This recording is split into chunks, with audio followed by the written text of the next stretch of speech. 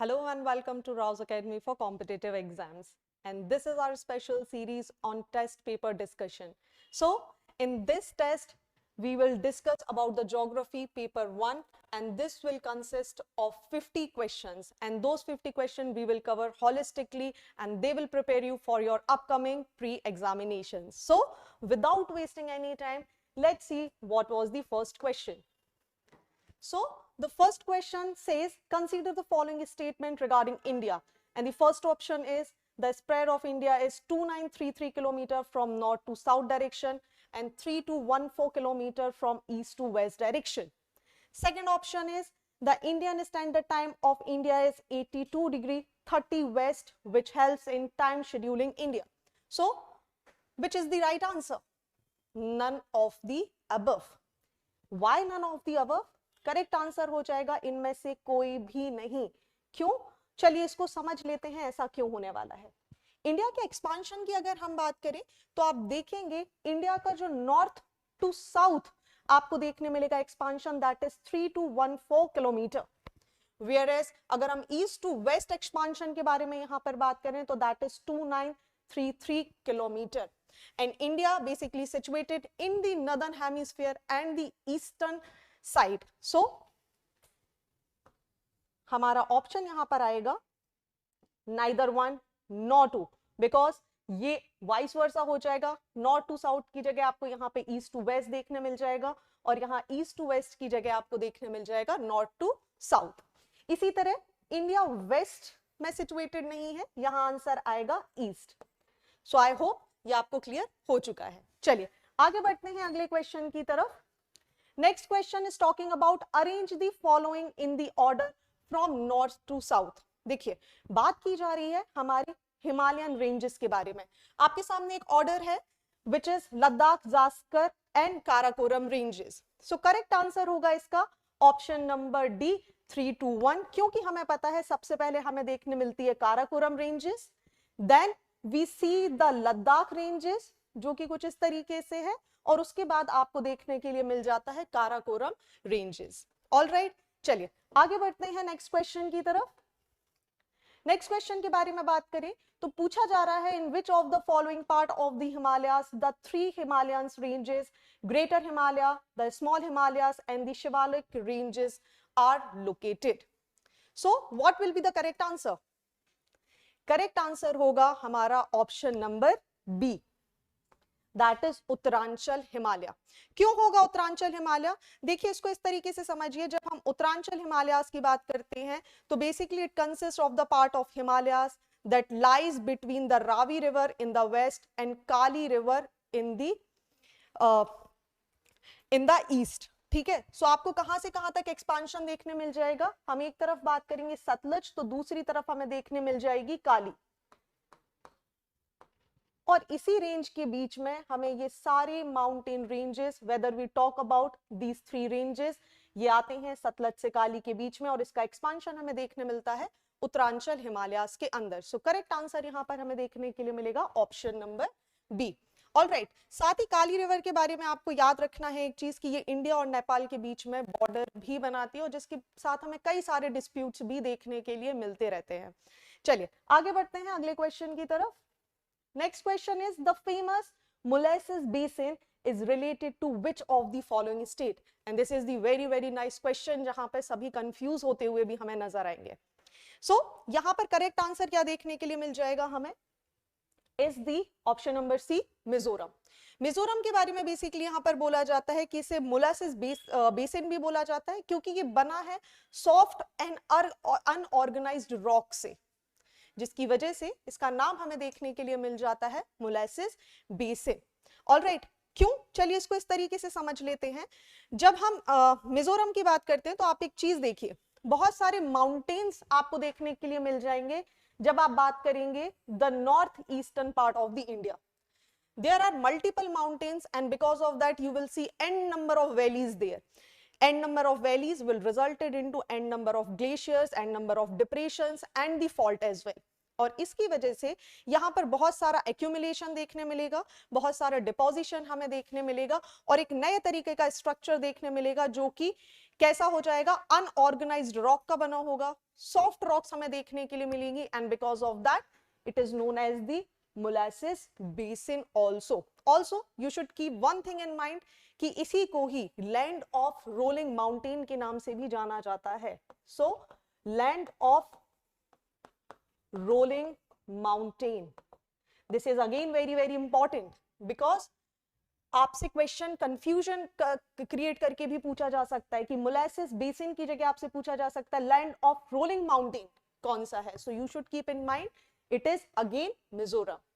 Alright, चलिए आगे बढ़ते हैं अगले क्वेश्चन की तरफ, which is the question number 5.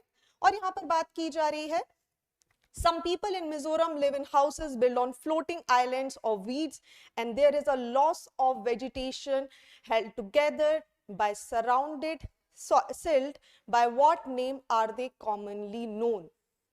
बहुत ज्यादा न्यूज में रहा है ये, ठीक है. So I am giving you certain time, आप अंदाजा लगा सकते हैं यहां पर क्या होगा answer. All right, so correct answer हमें देखने के लिए मिलेगा फुमड़ी. वाई फुमड़ी? देखिए फुमड़ी की अगर हम बात करें तो आप फुमड़ी को देखेंगे, एक सीरीज होती है, बहुत सारे आपने छोटे छोटे आइलैंड्स देखे होंगे मणिपुर लेक में. फेमस लेक नाम यहां पर आ जाता है लोकटक लेक. ये क्वेश्चन भी आपको बन सकता है कि फुमड़ीज हमें कहां पर देखने के लिए मिलती हैं. तो लोकटक लेक है जो कि हमें देखने मिल जाएगी मणिपुर में. और मणिपुर में आप देखेंगे तो बहुत छोटे छोटे से ग्रास आइलैंड हमें फ्लोट करते हुए नजर आते हैं. ये बेसिकली एक्यूमुलेटेड हो जाते हैं यहाँ पर बहुत सारी ग्रास, सॉइल, ऑर्गेनिक मैटर, और उसकी वजह से ये पूरे बड़े से एरिया में लेक के अंदर हमें फ्लोट करते हुए नजर आते हैं. इस पर आपको ह्यूमन हैबिटेट्स देखने के लिए भी मिलेंगे. इस पर मणिपुर के जो लोकल लोग हैं यहाँ से फिशिंग वगैरह भी करते हैं. साथ ही आपको एक और चीज पता होगी, Keibul Lamjao. All right, I'm writing the name here. Kebul Lamjao, the world's only floating national park. The world's only floating national park is situated here. All right, कहां पर? On this Loktak Lake, Manipur. साथ ही ये एक लौता ऐसा area है जो Sangai dears आपको जो देखने के लिए मिलते हैं उनके लिए नेचुरल हैबिटेट्स प्रोवाइड करता है, Sangai deer. So these are the few questions जहां से आपको मल्टीपल क्वेश्चंस दिखाई दे सकते हैं. So we should not only stick कि हमसे क्या पूछा जा रहा है, क्या प्रोबेबिलिटी बन सकती है आगे हमारे पास क्वेश्चंस की, ये भी हमें ध्यान रखना है. So what I have told you कि मणिपुर की बात की जा रही है, जो फ्लोटिंग आपको ग्रास के लैंड्स यहाँ पर दिखाई देंगे इनको फुमड़ीज बोला जाता है. मणिपुर के जो लोकल लोग हैं इसका इस्तेमाल करते हैं, और रिसेंटली मणिपुर की गवर्नमेंट यहाँ पर लोगों के रहने को बैन लगाने वाली है क्योंकि फुमड़ीज का डिस्ट्रक्शन हमें देखने के लिए मिल रहा है. चलिए आगे बढ़ते हैं अगले क्वेश्चन की तरफ, और यहाँ पर बात की जा रही है which of the following is are correct match. ध्यान से देखिए, करेक्ट मैच पूछा गया है. क्या सह्याद्री आंध्र प्रदेश में है? आपको बताना है, ठीक है. क्या मैकाल उड़ीसा में है? क्या अन्नामलाई कर्नाटका में है? या कार्डमम केरला में है? सो हमें बहुत क्लियरली पता है जब हम सह्याद्री की बात करें तो जी नहीं, ये वेस्टर्न घाट्स का जो हमें एक्सपांशन देखने मिलता है इंडिया में, अगर हम इसको इस तरीके से समझें, सो एक कंटिन्यूअस सीरीज हमें दिखाई दे जाती है, दिस इज द वेस्टर्न घाट, और यहीं से एक टूटी हुई सी सीरीज दिखाई देती है जिसे हम बोलते हैं ईस्टर्न घाट. अगर हम वेस्टर्न घाट्स के बारे में यहाँ पर बात करें तो इसे अलग अलग एरियाज में अलग अलग नाम से भी जाना जाता है. इट स्टार्ट्स फ्रॉम गुजरात और ये एंड हमें बिल्कुल नीचे तक आता हुआ दिखाई देगा. बात करें अगर हम वेस्टर्न घाट की तो डेक्कन प्लेट्यू में आपको ये पूरा इसका एक्सपांशन देखने मिल जाएगा, उसके नीचे भी आपको एक्सपांडेड होता हुआ दिखेगा, और यहाँ पर in the Maharashtra it is known as the Sahyadri. तो पहला ऑप्शन हमारे सामने हो जाएगा रॉन्ग, कि सह्याद्री कहाँ पे जाना जाता है? वेस्टर्न घाट्स का एक्सपांशन है और ये जाना जाता है महाराष्ट्र में. ऑलराइट, दूसरी अगर हम बात करें तो सह्याद्री को महाराष्ट्र में सह्याद्री बोल देते हैं वेस्टर्न घाट्स को. जैसे ही हम कर्नाटका की तरफ आते हैं तो कर्नाटका में हमें इनका नाम जो देखने के लिए मिल जाता है विच इज द नीलगिरी. ठीक है, Nilgiri again very very important है ना. यहाँ पे एक सर्टेन तरीके के फ्लावर्स निकलते हैं जिनकी वजह से इसका नाम रखा गया है नीलगिरी. आप कमेंट सेक्शन में बता सकते हैं हमें कि ये कौन से फ्लावर्स हैं. चलिए 12 साल में एक बार देखने के लिए मिलते हैं। Again this is also very important fact here. So Nilgiri कहाँ पे जाना जाता है इन्हें, हम बात करें तो कर्नाटका में जाना जाता है, और तमिलनाडु में भी इन्हें इसी नाम से जाना जाता है, क्या, अन्नामलाई, ठीक है। और केरला में जो नाम जाना जाता है that is cardamom. Alright, so this is I guess is clear. वहीं अगर हम मैकाल की बात करें तो ये देखिए, ये मध्य प्रदेश में आपको देखने मिलेगी, Satpura Maikal series, not in Orissa. So correct answer हो जाएगा हमारा ऑप्शन नंबर डी। चलिए आगे बढ़ते हैं अगले क्वेश्चन की तरफ। बात की जा रही है, consider the following statements. The highest peak of the peninsular plateau is Anaimudi, which is situated in the Deccan Plateau. Second option is the origin of most peninsular rivers in the Eastern Ghat. सोचिए क्या यहां पर सही answer हो सकता है। देखिए जब हम पेनिनसुलर इंडिया की यहां पर बात कर रहे हैं तो आपको इस वाले रीजन के बारे में बात की जा रही है आपसे। This is the peninsular India, ऐसा एरिया जो आपको तीनों तरफ से किससे घिरा हुआ दिखाई देगा, आपको एक वाटर से घिरा हुआ दिखाई देगा। सो पहला ऑप्शन इन्होंने बोला है कि peninsular India is divided, the highest peak is peninsular plateau is Anaimudi which is situated in the Deccan plateau. So Anaimudi is the highest peak of peninsular plateau. अगर हम बात करें दक्कन के पठार या डेक्कन प्लेट्यू में हमें ये देखने के लिए मिल जाती है। इसकी हाइट की अगर हम बात करें तो which is the 2695 metre. Okay चलिए, वहीं अगर हम इसके सेकंड हाईएस्ट पीक के बारे में यहां पर बात करें तो इट इज दी दोडा बेटा, ये भी आप यहां पर याद रखेंगे, ठीक है। दोडा बेटा is the second highest. Examiner को पता है कि फर्स्ट हाईएस्ट तो आपने रटी हुई है, लेकिन सेकंड हाईएस्ट यहां पर कौन सी हो सकती है। So Anaimudi is the highest, where as the second highest is the Doda Betta. चलिए अनाईमुडी के बारे में आपको एक चीज और याद रखनी है कि ये वेस्टर्न घाट की भी हाईएस्ट पीक है, साथ ही इसे एवरेस्ट ऑफ सदर्न इंडिया भी बोला जाता है। So one more fact we got here is Everest of south India. Alright, so there are 2 points जो हमें क्लियर हो गए।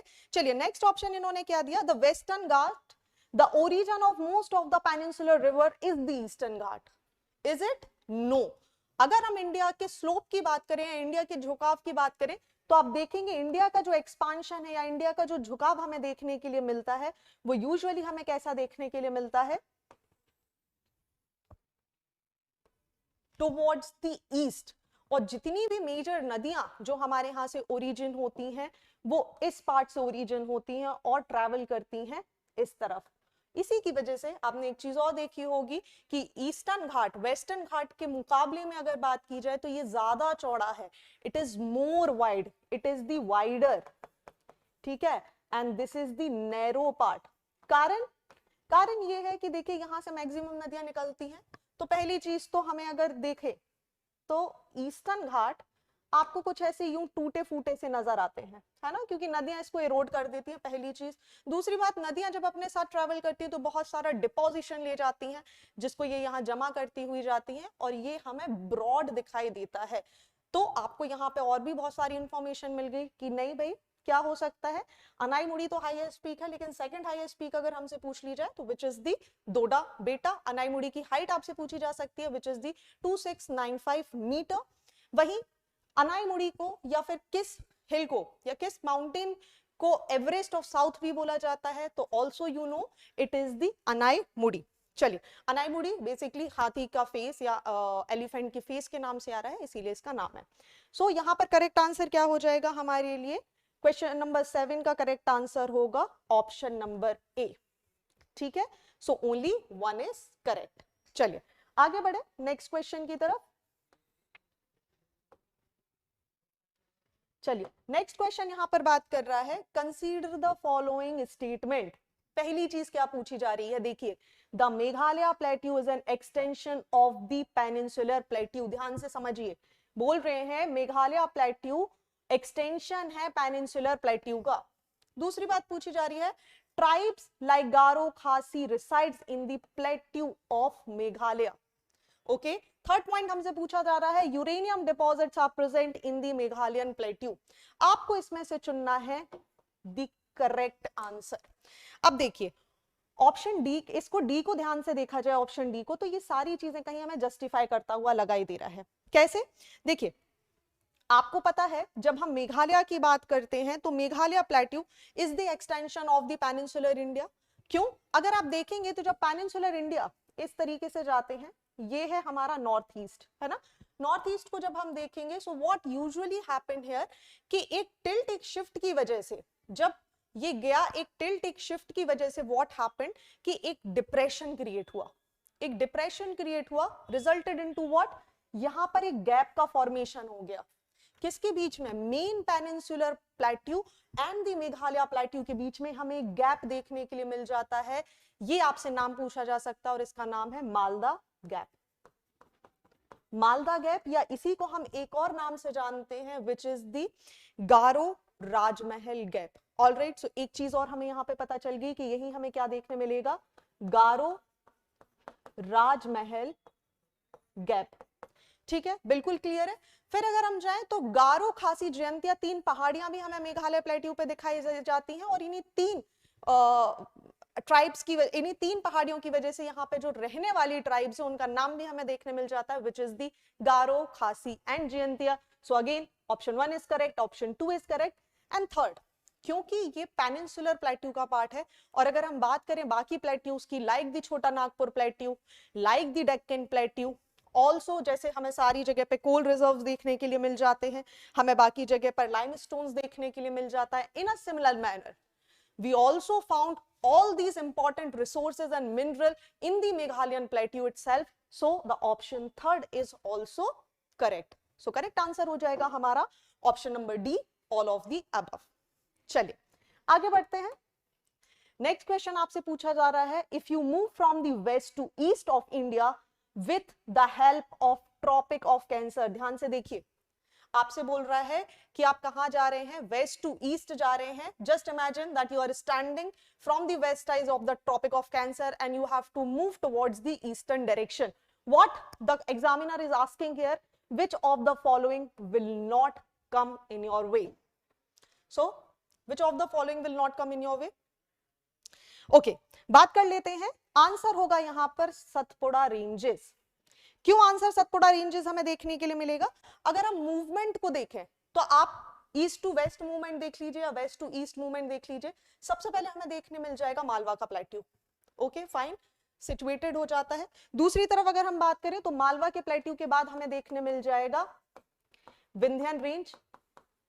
I am also writing it here so that it will be easy for you to either take the screenshot or else you can write in your paper also. So Malwa हमें देखने मिल जाएगा, Vindhyan ranges हमें यहाँ पर देखने मिल जाएंगी, विंध्यन के साथ ही आ जाएंगी कैमूर रेंजेस। ठीक है, कैमूर रेंजेस के बाद अगर हम बात करें तो हमें देखने मिल जाएगा यहाँ पर बघेलखंड। ठीक है, I am writing it here, Baghelkhand. Baghelkhand के बाद अगर हम बात करें तो हमें देखने मिल जाएगी रामगढ़ रेंज। रामगढ़ रेंज के बाद अगर हम आगे जाएं तो हमें देखने मिल जाएगा छोटा नागपुर। ऑलराइट, अब देखिए सब कुछ देखने के लिए मिल गया, लेकिन कहीं भी बात नहीं की जा रही है किसके बारे में, सतपुड़ा के बारे में। चलिए इसे भी समझ लेते हैं कि क्यों नहीं सतपुड़ा। देखिए अगर हम इस तरीके से मैप ड्रॉ करते हैं,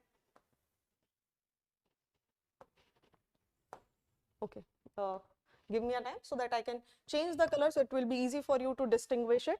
अगर हम यहाँ पर इस तरीके का एक मैप ड्रॉ करते हैं और हम माउंटेन रेंजेस को बनाने की बात करें तो आपको यहाँ एक माउंटेन रेंजेस देखने मिल जाएंगे जिन्हें हम क्या बोलते हैं, अरावलीज। ठीक है, ओके, परफेक्टली फाइन मैम, कोई प्रॉब्लम नहीं है। वहीं अगर हम बात करें तो हमें एक यहाँ माउंटेन रेंज देखने मिल जाएगी विच इज दी विंध्यन। वहीं अगर हम नीचे की तरफ आए ऐसा, ठीक है, तो आपको एक माउंटेन रेंजेस देखने के लिए मिल जाएंगी विच इज दी सतपुड़ा। ठीक है, इसी के नीचे अगर आप जाओगे तो आपको यहां पर बाजू में देखने मिल जाएगी मैकाल और यहां आपको देखने मिल जाएगी कैमूर, है ना। अब अगर हम देखें सतपुड़ा की लोकेशन ध्यान से देखिए तो सतपुड़ा रेंज एकदम ट्रॉपिक ऑफ कैंसर के साउथ पैरेलल में आ रही है ना। ट्रॉपिक ऑफ कैंसर की कहां हमें देखने मिल रही है, साउथ पैरेलल। तो आपसे एक और सवाल पूछा जा सकता है कि ट्रॉपिक ऑफ कैंसर के साउथ पैरेलल में इसमें से कौन सा हिल सिचुएटेड है, then the answer will be Satpura ranges. So answer यहां पे देख लेते हैं वापस। आंसर यहां पे करेक्ट क्या होगा, हमने बोला था कि कौन सा नहीं आएगा आपके रास्ते में। सो correct answer is Satpura ranges. चलिए आगे बढ़ते हैं नेक्स्ट क्वेश्चन की तरफ, क्वेश्चन नंबर 10। चलिए क्वेश्चन नंबर 10 ध्यान से देखिए किस बारे में बात कर रहा है। क्वेश्चन नंबर 10 आपसे यहां पर पूछने की कोशिश कर रहा है, which of the following is are wrong match. ध्यान से देखिएगा, हम सबसे ज्यादा गलती जो करते हैं ना वो यही करते हैं, राइट रॉन्ग देख ही नहीं पाते और बाद में आके बहुत पछताते हैं कि यार हमने तो पढ़े ही नहीं था, क्या देखना था। एग्जामिनर पूछ रहा है रॉन्ग मैच के बारे में आपसे, है ना। चलिए रॉन्ग मैच को समझते हैं। पहला पूछा गया है सैडल पीक, ठीक है। सैडल पीक कहां पर है, नॉर्थ अंडमान में हमें देखने मिल जाएगी, yes the option is correct. दूसरे ऑप्शन की बात करें तो दूसरा ऑप्शन हमें देखने मिल जाएगा, बात किया जा रहा है माउंट डियावोलो। माउंट डियावोलो हमें मिडिल अंडमान में देखने मिल जाएगा, जी हाँ माउंट डियावोलो हमें मिडिल अंडमान में देखने मिलता है। नेक्स्ट ऑप्शन की बात करेंगे माउंट थिलुरु। माउंट थिलुर की बात करें हम तो जी नहीं, ये साउथ अंडमान का पार्ट नहीं है, rather it is a part of great Nicobar, ठीक है। देन माउंट कोयोब, माउंट कोयोब हमें कहां देखने के लिए मिल जाएगा, again in the south Andaman. तो भाई कौन कौन से ऑप्शन आपके एलिमिनेट हो गए, आपके ऑप्शन एलिमिनेट हो गए थर्ड एंड फोर्थ, है ना। तो थर्ड एंड फोर्थ हमें यहाँ पे अलग होते हुए नजर आ जाएंगे। तो आंसर हो जाएगा हमारा ऑप्शन नंबर 3, क्योंकि हमसे पूछा ही ये जा रहा था कि which of the following are wrong match, ठीक है। तो हमें गलत आंसर बताना है।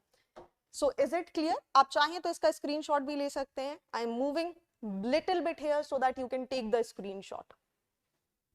ओके चलिए आगे बढ़ते हैं अगले क्वेश्चन की तरफ, और यहां पर हमें क्वेश्चन देखने के लिए मिल जाएगा क्वेश्चन नंबर 11।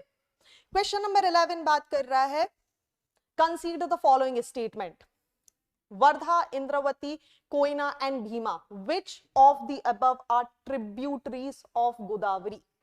ध्यान से देखिए किसके बारे में पूछा जा रहा है, गोदावरी नदी की ट्रिब्यूटरीज के बारे में आपसे यहां पर पूछा जा रहा है, कौन सी होगी। चलिए करेक्ट आंसर की बात करें तो हमें आंसर देखने मिल जाएगा option number 1 and option number 2। Wardha और इंद्रावती की अगर हम बात करें तो दोनों हमें गोदावरी की सहायक नदियां देखने मिल जाती हैं। वहीं अगर हम कोयना और भीमा की बात करें तो ये दोनों जो है ना, ये हमें देखने मिलेंगी कृष्णा की सहायक नदियां हैं, ये कृष्णा की ट्रिब्यूटरी हैं। वहीं अगर हम वर्धा और इंद्रावती के बारे में यहां पर बात करें तो इसके साथ आपको और कुछ नदियां देखने मिल जाएंगी जो हमारे एग्जामिनेशन के लिए इंपॉर्टेंट है। पेनगंगा, ठीक है, आप लिख सकते हैं साथ में पेनगंगा, प्राणहिता, और एक और नदी आपको यहां पे देखने मिल जाएगी मंजीरा, ठीक है। ये सब किसकी सहायक नदियां हैं, अगर हम इनकी बात कर रहे हैं तो देखिए गोदावरी की सहायक नदियां हैं ये सारी, ठीक है। 1 2 3 4 एंड 5।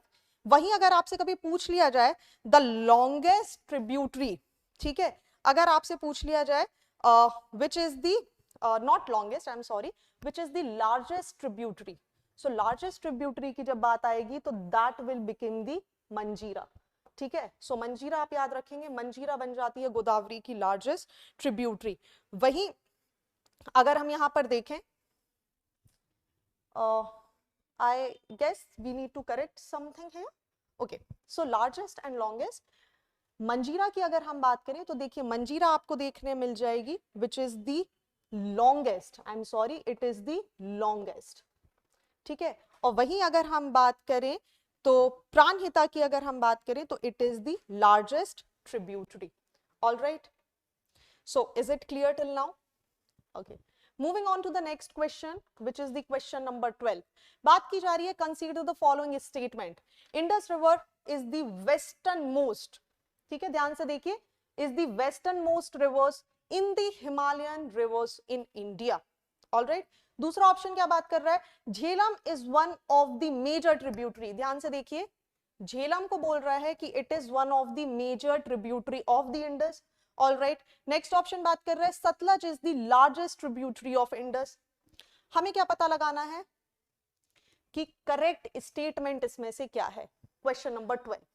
सो क्वेश्चन नंबर 12 की अगर हम बात करें तो ध्यान से देखिए, करेक्ट आंसर हमें कौन सा देखने मिल जाएगा, सिर्फ option number 1 and 2। Option number 1 and 2 यहां पर हमें करेक्ट देखने मिलेगा। कारण अगर हम हिमालयन रिवर्स को यहां पर ड्रॉ करने की कोशिश करें तो आपको सबसे पहले देखने मिल जाएगी इंडस। इंडस के बाद अगर हम दूसरी नदी की बात करें तो हमें देखने मिल जाएगी झेलम देखने मिल जाएगी, सतलज देखने मिल जाएगी, रावी देखने मिल जाएगी, ब्यास देखने मिल जाएगी। ठीक है, तो ये सारी नदियां हमें देखने मिल जाएगी। लेकिन अगर ध्यान से आप मैप याद कर सकते हैं या मैप को रिकॉल कर सकते हैं तो you will find there is the mountain range in the Kailash और यहां से निकलती है हमारी इंडस रिवर। बाकी सारी नदियां सब्स्टिट्यूट की तरह ट्रिब्यूटरी के रूप में हमें इसके बाजू में दिखाई दे जाती हैं। सो पहला ऑप्शन हमारे लिए यहाँ पर करेक्ट होता हुआ नजर आ रहा है। दूसरे ऑप्शन की बात करें तो दूसरा ऑप्शन बात कर रहा है आपके लिए Jhelum is one of the major tributaries. तो क्या स्टेटमेंट 2 करेक्ट होगा? जी हाँ, स्टेटमेंट 2 हमें यहाँ पर करेक्ट होता हुआ नजर आएगा कि Jhelum is also one of the major tributary of the Indus. Next बोल रहा है कि सतलज इज द लार्जेस्ट। तो इज इट द लार्जेस्ट? नहीं, ऑप्शन सी यहां पर हमारे लिए गलत होता हुआ नजर आ रहा है, क्योंकि चेनाब इसकी जगह अगर हम देखें तो यहां पर हमें देखने मिल जाएगी Chenab river and Chenab river is the largest here. So largest and longest का कॉन्सेप्ट हमें बहुत अच्छे से पता है कि फॉर एग्जांपल एक नदी है भाई, वो बहुत लंबा ट्रैवल कर रही है ना, तो ये तो हो गई आपकी लॉन्गेस्ट। लेकिन वही एक नदी वो भले ही इतना सा ट्रैवल कर रही है ना, छोटे से एरिया में ट्रैवल कर रही है, लेकिन उसका जो कैचमेंट एरिया है, जो उसकी विड्थ है वो बहुत ज्यादा है ना, तो इसको हम बोल देते हैं लार्जेस्ट। ऑल राइट, सो ये आपको क्लियर हो गया। चलिए, तो हमने बात करी कि ऑप्शन सी हमारे यहाँ पर गलत है। जी नहीं, Sutlej is the largest tributary of Indus. No, rather we will say that Chenab is the largest tributary in Indus, because ये दो नदियों के मिलने से बनती है। ये भी आप याद रखेंगे जब हम बात कर रहे हैं चेनाब की। चेनाब हमें बनती हुई दिखाई देती है with the Confluence of Chandra and भागा रिवर। ऑल राइट, वहीं अगर हम सतलज की बात करें तो ये ओरिजिनेट कहां से होती है, आपको ये भी याद रखना चाहिए। इसके साथ सतलज की अगर हम बात कर रहे हैं तो ये हमें देखने मिलेगी रकस ताल से ये ओरिजिनेट होती हुई नजर आती है, और ये कहां किसके पास बना है, मान सरोवर। ठीक है, तो सतलज यहां पर क्लियर हो गया। इंडस की बात करते हैं तो इंडस की टोटल लेंथ की अगर हम बात करें तो which is 1114 kilometre in India. ठीक है, ओके, क्लियर हो गया। वेस्टर्न मोस्ट है। अगर हम इसके ओरिजिनेशन की बात करें तो ये हमें कहां से ओरिजिनेट होती हुई नजर आती है, from the glacier near the Bukharshu. तो बुखारशू ग्लेशियर के पास से कौन ओरिजिनेट हो रही है, हमारी इंडस रिवर। वहीं हम सतलज की बात कर रहे हैं तो ये हमें रकसताल मानसरोवर के पास से ओरिजिनेट होती हुई नजर आ रही है। एंड द लास्ट हमने बोला कि Sutlej is the largest. No, Chenab is the largest tributary. हाँ, सतलज को हम बोल सकते हैं that it is one of the longest. ठीक है, one of the longest tributary of the Indus river. ठीक है, चलिए अगले क्वेश्चन की तरफ यहां पर चलते हैं। Question number 13। क्वेश्चन नंबर 13 बात कर रहा है Mandovi and Zuari river are related to which of the following states. बहुत ही इजी क्वेश्चन है हमारे सामने। मांडवी और जुआरी हमें बहुत अच्छे से पता है, ये हमें देखने के लिए मिल जाती है गोवा में। So option number D is correct. ठीक है, moving on to the question number 14। Question number 14 में यहाँ पर बात की जा रही है which of the following factors affect the climate of India. ध्यान से देखिए, भारत के क्लाइमेट के बारे में यहाँ पर बात की जा रही है कि इनमें से कौन सा फैक्टर है जो भारत के क्लाइमेट को असर कर सकता है। पहली बात बोली जा रही है जी ट्रॉपिक ऑफ कैंसर, दूसरी बात बोली जा रही है हिमालयन माउंटेन्स। ठीक है, थर्ड बात बोली जा रही है air condition, and the fourth is the sea side status.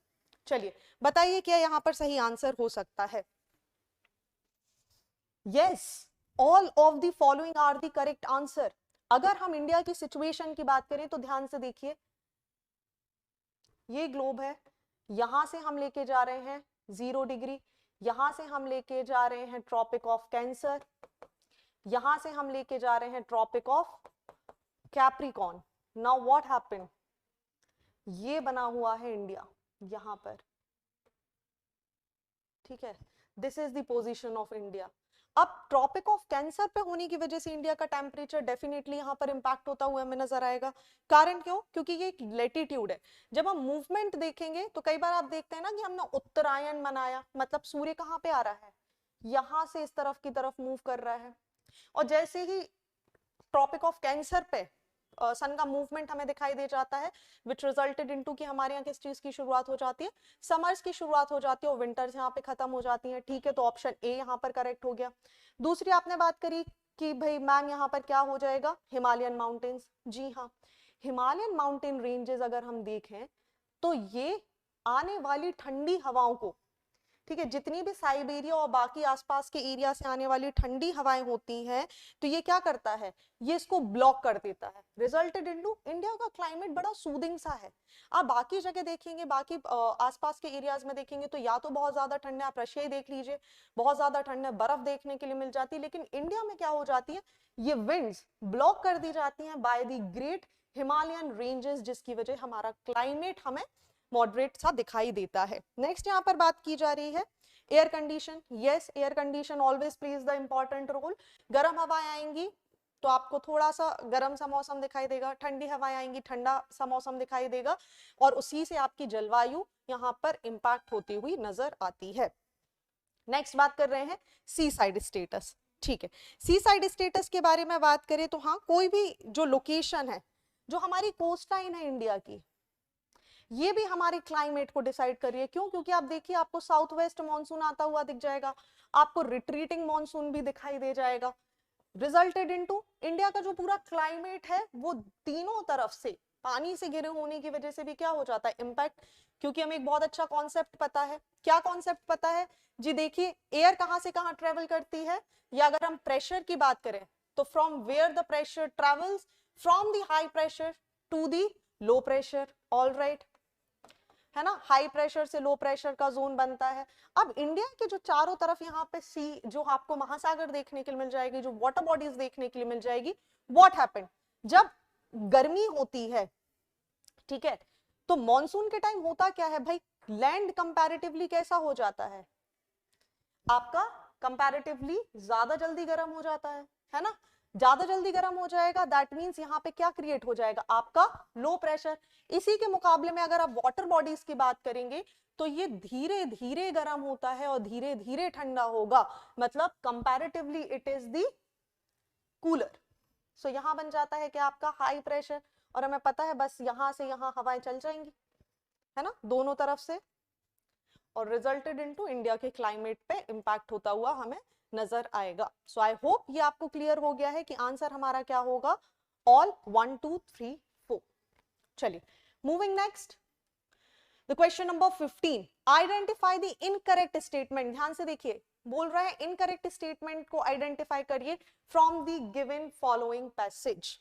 क्या है option? First, rainfall on the east coast of India from the returning monsoon is caused by the tropical cyclone. Next बोला जा रहा है कि the eastern coastal plain is relatively dry during the southwest monsoon. ठीक है, next बोला जा रहा है during the south west monsoon Leh and its surrounding area receives maximum rainfall. जी नहीं, ठीक है, यहां मैक्सिमम रेनफॉल हमें नहीं दिखाई देती, they receives the minimum rainfall. All right, कम रेनफॉल यहां पर हो रही है, मिनिमम रेनफॉल हमें दिखाई दे रही है। सो ऑप्शन सी हमारा बाय डिफॉल्ट गलत हो गया। ऑप्शन डी पे हम जा सकते हैं, दो हम इसे रीड कर सकते हैं। The amount of rainfall of India decreases from the south to north.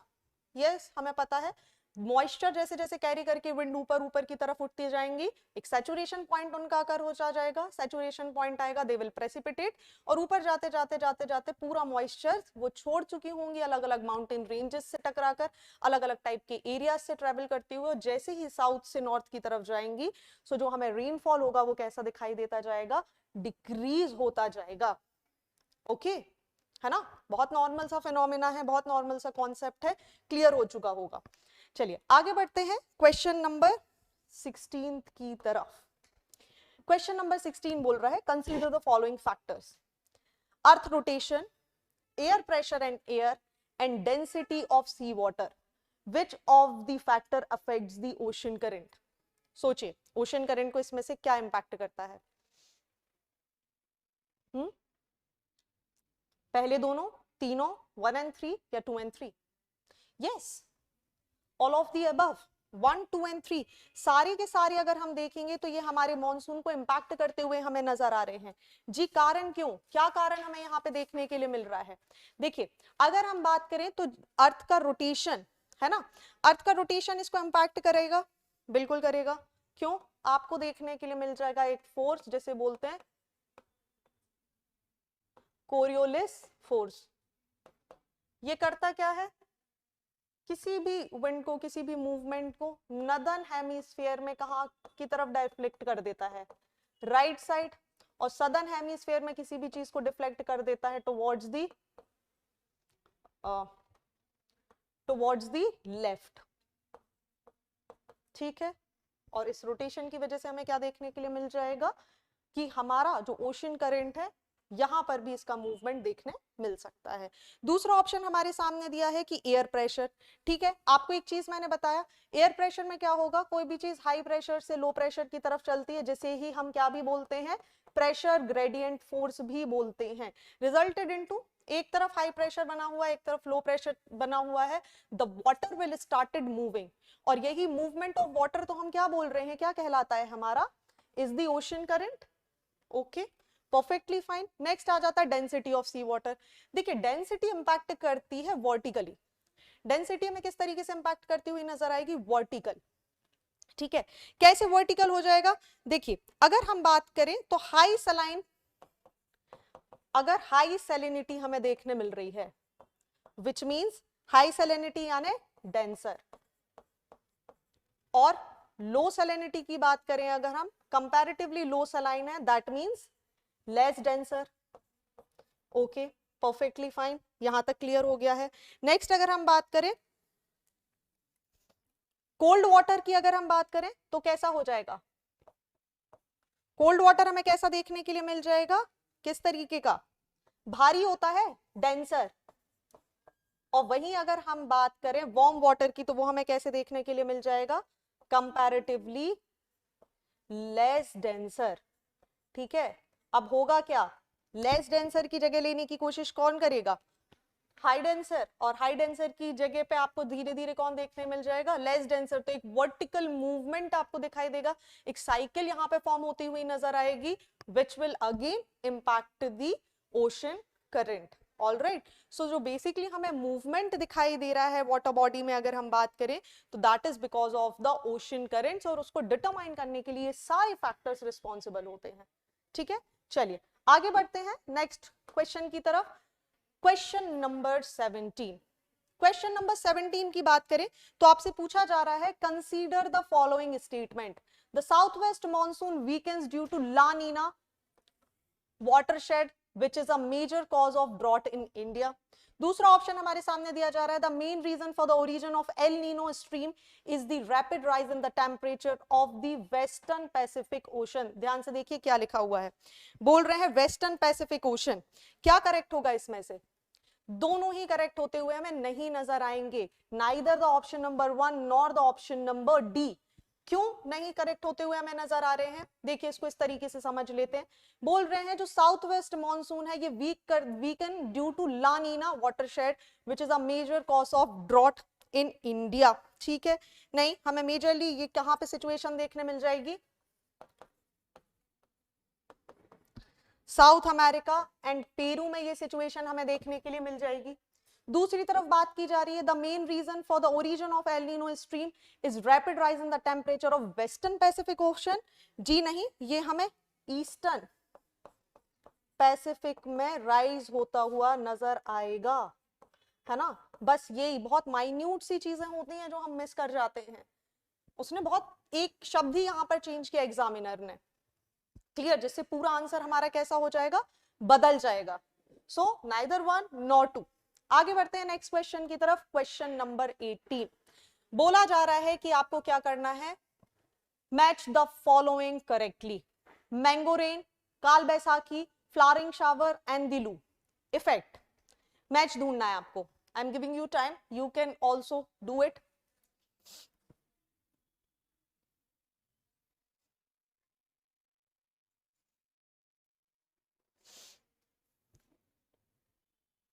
Eighteen का आंसर हमें दिखाई दे जाएगा ऑप्शन नंबर बी। क्या ऑप्शन नंबर बी बोल रहा है? फर्स्ट बोल रहा है मैंगो रेन। जी हाँ, मैंगो रेन हमें देखने मिल जाती है कहां पर, कर्नाटका में। ठीक है, कर्नाटका में देखने के लिए मिल जाती है। दूसरा बात की जा रही है काल बैसाखी। काल बैसाखी हमें बेसिकली देखने मिलती है असम में, है ना। फिर बोला जा रहा है फ्लावरिंग शावर। बहुत इजी है और कई बार एग्जामिनेशंस में ये सवाल पूछा जा चुका है। It is Kerala. So Kerala यहां देखने मिल जाएगा। एंड लास्ट इज दी लू, और लू हमें कहीं और नहीं बिहार में देखने के लिए मिल जाती है। चलिए इसको थोड़ा सा डिटेल में समझ लेते हैं। अगर हम बात करें मैंगो रेन्स की, तो एक तरीके से क्या हो जाता है, प्री मॉनसून जो रेन्स हमें दिखाई देती हैं बारिश होने के पहले, जैसे ही गर्मी खत्म हो रही है और गर्मी खत्म होने के पहले आप देखेंगे कई बार आपको प्री मॉनसून सीजन, समर के एंड होते हुए प्री मॉनसून दिख जाती है। इसको अलग अलग एरिया में अलग अलग नाम से जाना जाता है। कारण, क्योंकि ये समर्स के पहले होने वाली बारिश क्या करती है, कुछ पर्टिकुलर चीजों के लिए इंपॉर्टेंट हो जाती है। जैसे मैंगो, इसकी वजह से कर्नाटका में बहुत ज्यादा फ्लरिश हो जाते हैं, बहुत ज्यादा मैंगो की क्रॉप्स हमें यहाँ पे देखने मिल जाती है। सो इसको मैंगो रेन बोला जाता है। वहीं सेम अगर हम बात करें केरला की, तो केरला में यहाँ पे फ्लावर्स ब्लूम करने लगते हैं बिकॉज ऑफ दिस रेन, इसीलिए से हम क्या बोल देते हैं, फ्लावरिंग शावर। नेक्स्ट इसको काल बैसाखी बोल दिया जाता है कहां पर, असम, और साथ ही वेस्ट बंगाल में भी। जी कारण क्यों, यहां पर क्या होती है, वैशाख के महीने में ये बारिश देखने मिलती है हमें। ठीक है, ध्यान से समझिएगा, वैशाख के महीने में ये बारिश हो रही होती है, बहुत ही इंटेंस हैवी रेनफॉल यहां देखने मिलता है। इसी वजह से इसे बोला जाता है काल बैसाखी। ठीक है, चलो इंपॉर्टेंस इसकी क्या हो जाती भाई, ठीक है, बहुत ज्यादा बारिश हो रही है, इंपॉर्टेंस क्या है, टी कल्टीवेशन के लिए बहुत ज्यादा महत्वपूर्ण हो जाती है। ठीक है, सो आप ऐसे भी याद रख सकते हैं कि चाय की पत्ती किस कलर की होती है भाई, काले रंग की होती है ना, और काले रंग की होती है, यानी हम शायद वैशाख के महीने में एक बारिश है जिसको इंपैक्ट करेगी, नेम इज दी काल वैसाखी। ठीक है, लास्ट हमें लू के बारे में पता है। समर सीजन में बहुत स्पीड गर्मी जब इंक्रीज हो जाती है बहुत ज्यादा, तो आपको पूरे नदन या नॉर्थ एंड सेंट्रल इंडिया में आप देखेंगे तो गर्म हवाएं बहुत तेजी से मूवमेंट करती हुई नजर आती हैं। Though sometime even kills the human being, those are the loos. तो करेक्ट आंसर हो जाएगा ऑप्शन नंबर बी। चलिए आगे बढ़ते हैं नेक्स्ट क्वेश्चन की तरफ, which is the question number 19। Question number 19 आपसे यहां पे बात करने की कोशिश कर रहा है, which of the following river does not originate in India. ठीक है, बोल रहा है कौन सी नदी ऐसी है जो इंडिया में ओरिजिनेट नहीं हो रही है। कौन कौन से ऑप्शन दिए आपके सामने, देखिए गंडक, सतलज, ब्रह्मपुत्र और कोसी। ठीक है, कौन सी नदी नहीं होती ओरिजिनेट इंडिया में, बताइए। All of the above, yes. Kosi तो हमने अभी डिस्कस करी थी, सतलज को भी अभी हमने डिस्कस किया था। चलो वापस से डिस्कस कर लेते हैं क्या बात हो रही है। अगर हम देखें सतलज रिवर के बारे में, तो ये कहां से ओरिजिनेट होती हुई हमें नजर आती है, ध्यान से याद करिए, अभी मैंने बताया था रकसताल, राइट। ठीक है, सतलज हमें ओरिजिनेट नजर होती हुई आती है रकसताल, मानसरोवर। ठीक है, और मानसरोवर के बारे में बात कर रहे हैं हम, तो लोकेट ये बेसिकली कहां पे कर जाएगी by default, yes you are thinking right, it is the Tibet. ठीक है, चलिए तिब्बत हो गया। दूसरी बात की जा रही है आपके सामने ब्रह्मपुत्र। ब्रह्मपुत्र की बात कर ले तो ये हमें कहां से दिखाई देती है, उसके पहले गंडक को भी देख लेते हैं। गंडक की अगर हम बात करें तो ये हमें दिखाई देगी, यस, नेपाल हिमालय। ठीक है, नेपाल हिमालय से ओरिजिनेट हो रही है ये। देन बात की जाए ब्रह्मपुत्र की, सो ब्रह्मपुत्र नदी की अगर हम बात करें तो ये हमें अगेन मानसरोवर के पास ओरिजिनेट होती हुई नजर आती है। कहां से, Chemayungdung glacier, yes you are thinking it right. ये हमें देखने मिल जाएगी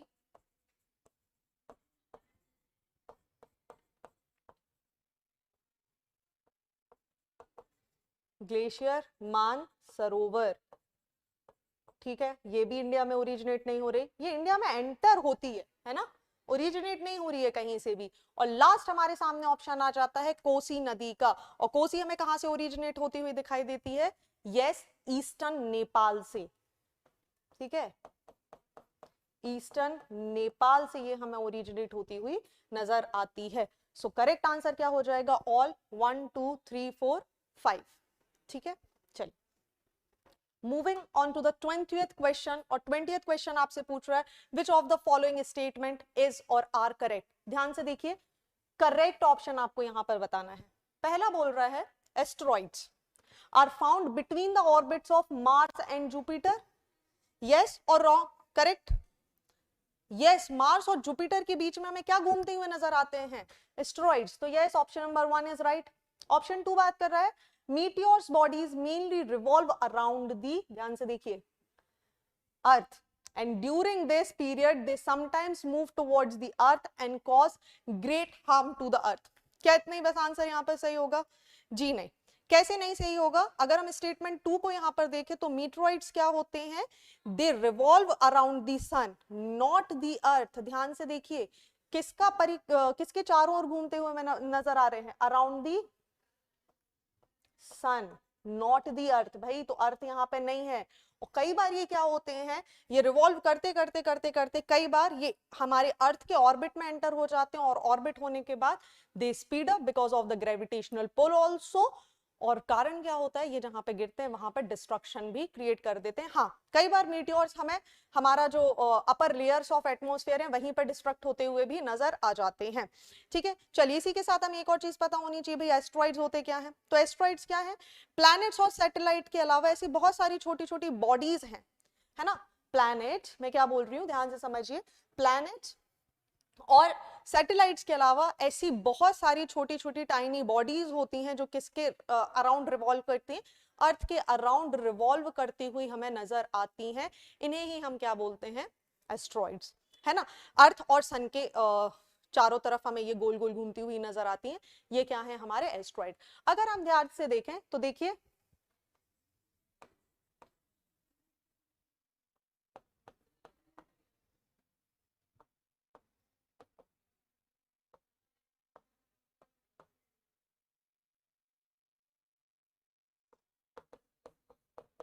जुपिटर, ठीक है। और ये जो बॉडीज हैं ये हमें कहां पे देखने मिल जाती है? मार्स और जुपिटर के बीच में यहाँ पर एक ब्लैंकेट टाइप का इनका हमें देखने के लिए मिल जाता है, और इसी के साथ ये किसका ट्रेवल करती रहती है? यहाँ पर हमारा सन है, तो ये अर्थ और किसके आसपास घूमती हुई नजर आती है? हमें सन के आसपास घूमती हुई नजर आती है। इनका ओरिजिनेशन बिल्कुल सेम हुआ है जब हमारे प्लैनेट्स का फॉर्मेशन हो रहा था। प्लैनेट्स के फॉर्मेशन के बाद कुछ ऐसे एलिमेंट्स थे, ऐसे सब्सटेंसेस थे जो हमारी ग्रेविटी से थोड़ा सा दूर चले गए, और कहीं बीच में जाकर ये टुकड़े, ये डेब्रिस सेटल हो गए। यही हमारे क्या बनते हैं? एस्ट्रॉइड्स। ऑलराइट, चलिए आगे बढ़ते हैं। देखिए बहुत बेसिक से क्वेश्चन आते हैं लेकिन हम कंफ्यूज हो जाते हैं, है ना। अब मीटियोर्स आप एकदम से पढ़ेंगे, yes meteors are the body revolve around the earth, yes, नहीं नहीं नहीं नहीं, they revolve around the sun. So be attentive while attempting the answers. आगे बढ़ते हैं। क्वेश्चन नंबर 21, बहुत अच्छा क्वेश्चन आपके सामने आया है। बोल रहे हैं Neeraj works in the Pune company. He tells his friend Gautam that India and Pakistan will face a face-off in ongoing cricket World Cup in England tonight। ध्यान से देखिए क्या बोल रहा है, कहां पर होगा?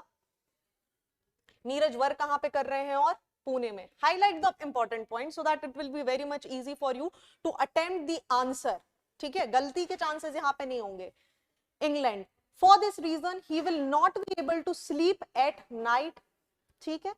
इंग्लैंड में रात को होना है ना, तो ये बोल रहा है I will not be able to sleep at night and will not be able to come to work tomorrow. The match between, ध्यान से देखिए अब क्या बोल रहे हैं, ये जो मैच होने वाला है बिटवीन इंडिया एंड इंग्लैंड, ये हमें कितने बजे इंडिया और बात की जाए, हाँ, इंडिया और पाकिस्तान के बीच में ये जो मैच हमें देखने मिलेगा, इंडिया और पाकिस्तान का मैच शुरू होगा at 4 AM in the morning लिखा हुआ है। और लेट खत्म होगा. So can you tell at what time Neeraj will start watching this match on live TV in India? Yes, tell me, किस समय देखेंगे नीरज मैच यहाँ पर?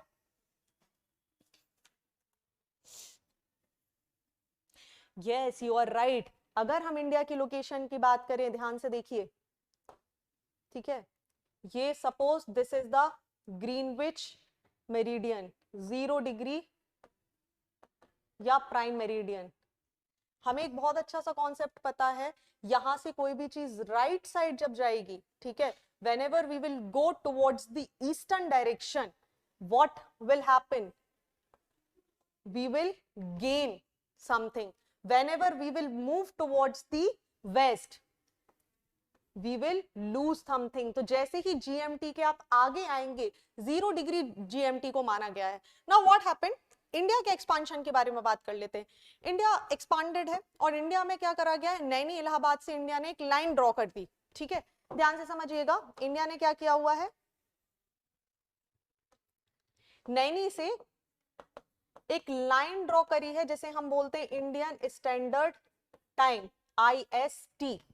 और ये कितना लैटिट्यूड पर है, देखें तो 82 डिग्री एंड 30 मिनट्स, 30 मिनट्स. भाई कहां से? तो मैंने अभी यही आपको बताया कि हमें कैलकुलेशन कहां से देखना है, फ्रॉम दी GMT. GMT से हम इतना आगे हैं.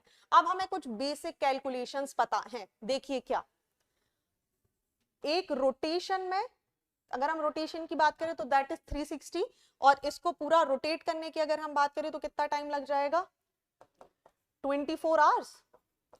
ठीक है, तो भाई 15 डिग्री घूमने में कितना समय लग जाएगा हमारे लिए, बताइए.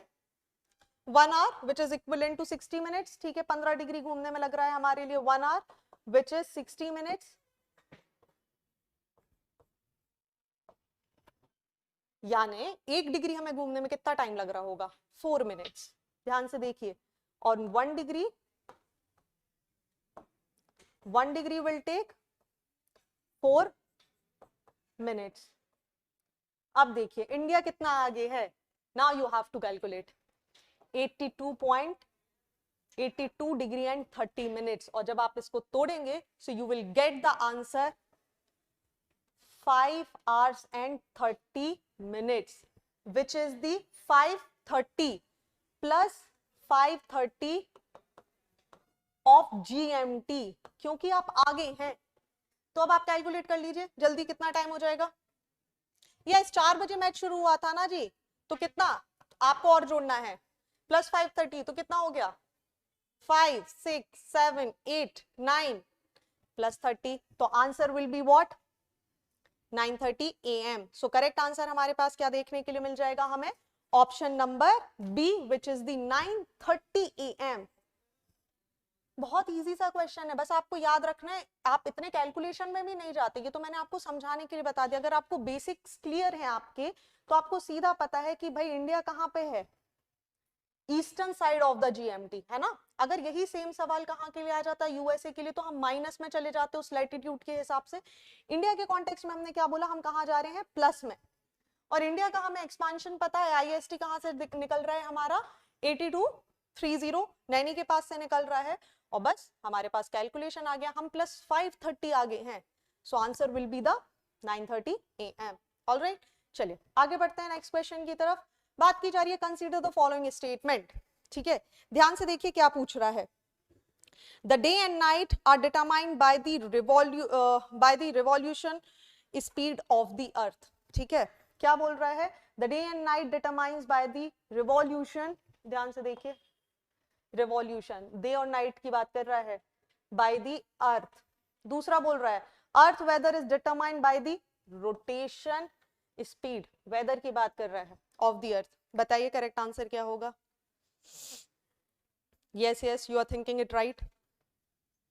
दोनों ही गलत है ना, नाइदर वन नॉर टू. क्यों, डे और नाइट कैसे डिटरमाइन हो रहे हैं अर्थ के, ठीक है, रोटेशन की वजह से, नॉट रिवॉल्यूशन की वजह से. अर्थ अपने एक्सिस पर कितनी टिल्टेड है, हमें पता है, यहां पे लिख लीजिए, रोटेशन ऑन इट्स एक्सिस.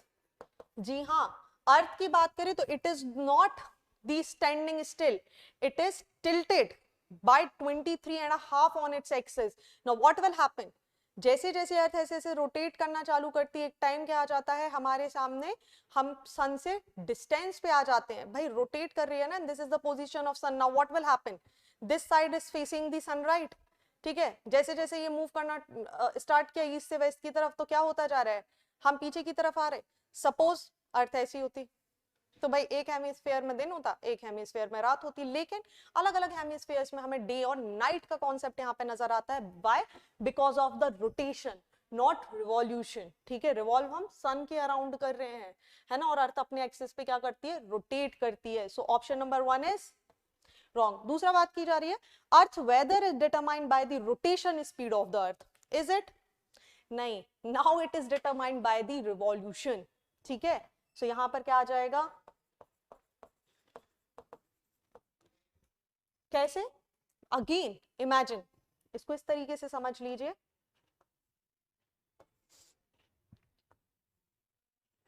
ये अर्थ है, ठीक है, ये इसका नॉर्थ पोल है, ये इसका साउथ पोल है, ये आपका इक्वेटर है, ये आपका ट्रॉपिक ऑफ कैंसर, ये आपका Tropic of Capricorn. Now what is happening? Earth अपने एक्सिस पर 23.5 डिग्री झुकी हुई, रोटेट करती हुई रिवॉल्व कर रही है around the sun. Now imagine this is the northern hemisphere and this is the southern hemisphere. Now what will happen? And this is the sun, of course. ठीक है? So this is the sun. So what will happen? Now the southern hemisphere in front, है ना? What will happen? Southern hemisphere में आपको गर्मी देखने मिलेगी, and northern hemisphere is far away, है ना? And now it is revolving as well. एक टाइम बाद क्या आएगा? अभी गर्मी है, एक टाइम बाद रोटेट करते करते करते करते एक टाइम पीरियड ऐसा आ जाएगा जहां पर इक्विनॉक्स आपको देखने मिलेगा, जहां दिन और रात बराबर होंगे, और वहीं आपको क्या देखने के लिए मिल जाती है, वसंत और वसंत ऋतु देखने के लिए मिल जाती है. जैसे जैसे हम रिवॉल्व करते हुए आगे बढ़ेंगे, a time will come where the northern hemisphere is closer towards the sun. What will happen? हमारे सामने क्या होगा, नॉर्दर्न हेमिस्फीयर में गर्मी देखने के लिए मिल जाएगी. सो जो वेदर का फिनोमिना हम देख रहे हैं, जो वेदर का चेंज हम देख रहे हैं, that is because of the revolution, not bye the rotation. Rotation से हमें सिर्फ डे और नाइट देखने मिलता है. Is it clear? चलिए आगे बढ़ते हैं. Question number 23. क्वेश्चन नंबर 23 आपसे बात कर रहा है. Okay, so question number 23 is saying, from which of the following countries both Greenwich and Tropic of Cancer passes? चलिए बताइए, कहां से ट्रॉपिक ऑफ कैंसर और ग्रीनविच हमें दोनों ही पास करते हुए नजर आएंगे? Morocco, Algeria, Spain, Libya. Algeria. कैसे? चलिए बात कर लेते हैं. अगर हम ट्रॉपिक ऑफ कैंसर की बात करें तो देखिए, चलो उसको लिख ही लेते हैं हम, हमारे एग्जामिनेशन के लिए इंपॉर्टेंट हो जाता है. Tropic of cancer, I am writing the TOC here. आपको कंट्रीज कौन कौन सी देखने मिल जाएंगी यहाँ पर? Algeria, all right. दूसरा नाम आप लिखेंगे नाइजर, लीबिया. नाइजर, लीबिया देखने मिल जाएगा आपको. इजिप्ट, देन हमें सऊदी देखने मिल जाएगा, देन हमें यूएई देखने के लिए मिल जाएगा. यूएई के बाद हमें देखने मिल जाएगा ओमान, फिर आ जाएगा हमारा प्यारा भारत, उसके बाद हमें देखने के लिए मिल जाएगा बांग्लादेश, बांग्लादेश. देन हमें देखने के लिए क्या मिल जाएगा? म्यांमार. म्यांमार के बाद हमें देखने के लिए कौन मिल जाएगा? China, Taiwan, Mexico.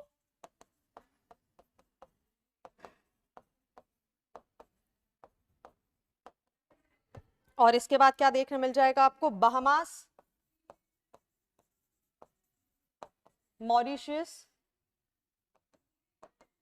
And Libya. All right.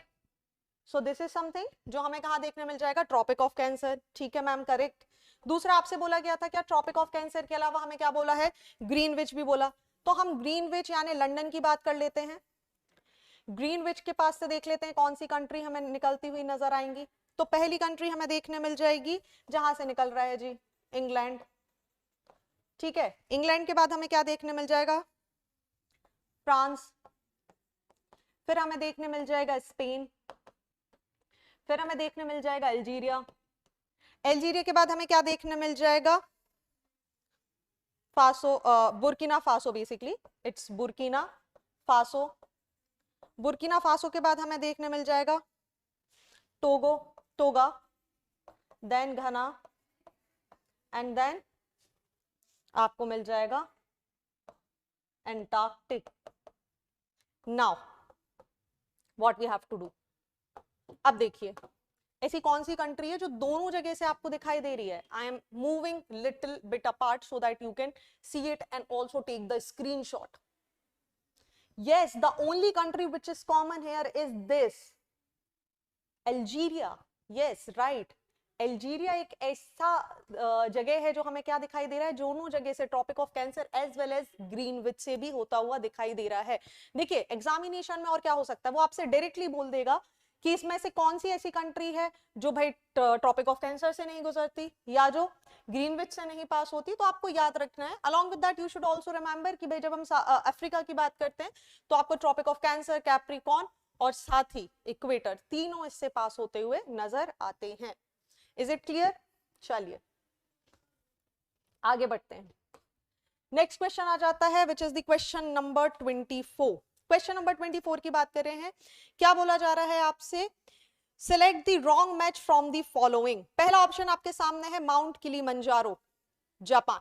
ठीक है, क्या बोल रहा है, ध्यान से देखिए, बोल रहा है गलत को चुनिए, है ना।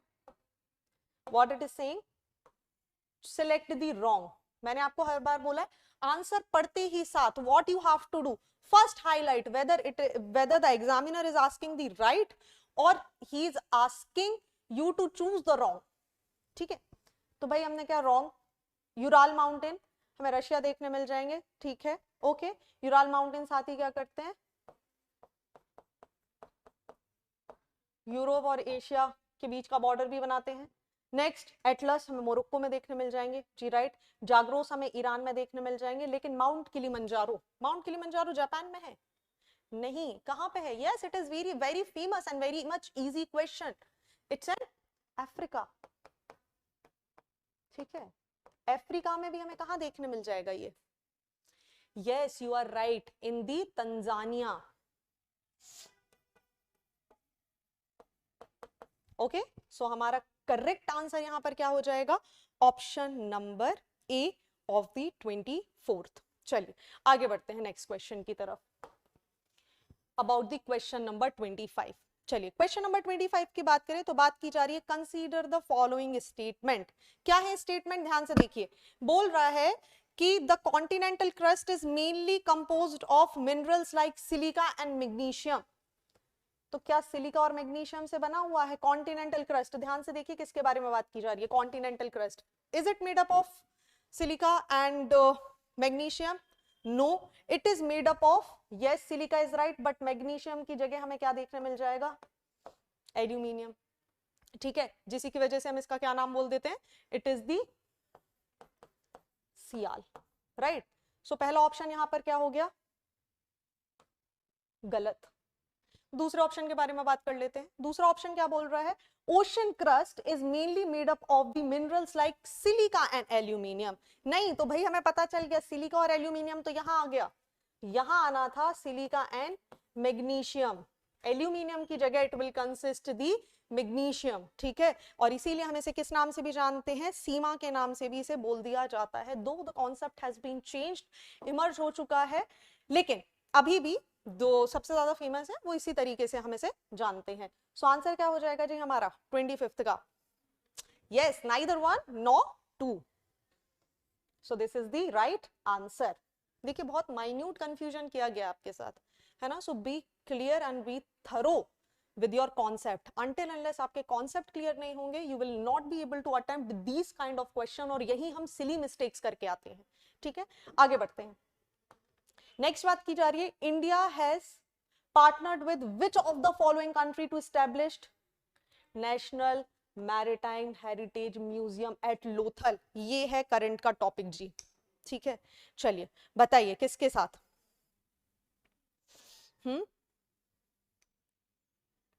Yes, Portugal, correct. Option number C is correct. देखिए इंडिया के पास अगर हम बात करें तो इतना मैरीटाइम हिस्ट्री होने के बावजूद भी आप देखिए हमारे पास 5000 साल से भी ज्यादा पुराने डॉकयार्ड्स हमें मिले हैं लोथल में, है ना। इसके अलावा इंडिया की जो मैरीटाइम हिस्ट्री है वो भी बहुत ही ज्यादा वास्ट है। आप देखिए 5000 साल पुराना हमें ऑलरेडी फॉर्मेशंस हमारे पास हैं, and irrespective of that still हमारे पास क्या नहीं था, कोई भी नेशनल मैरीटाइम हेरिटेज म्यूजियम नहीं था जो इंडिया के मैरीटाइम कल्चर को प्रिजर्व कर सके, उसे लोगों तक पहुंचा सके, दिखा सके। And for the very first time what we are doing, what the government of India is doing, कि we are establishing the first of its kind national maritime heritage museum at Lothal. Importance आपको पता ही है लोथल की, 5000 साल पुराने dockyards हमें यहाँ पर मिले हैं, तो इससे परफेक्ट जगह तो और कोई हो भी नहीं सकती with the help of Portugal. चलिए moving on to the next question which is the question number 27। As pyramid की बात की गई है। देखिए यहाँ पर बोल रहा है पिरामिड में से आपको क्या करना है, करेक्ट आंसर को चुनना है। चलिए हाईलाइट करना शुरू करते हैं।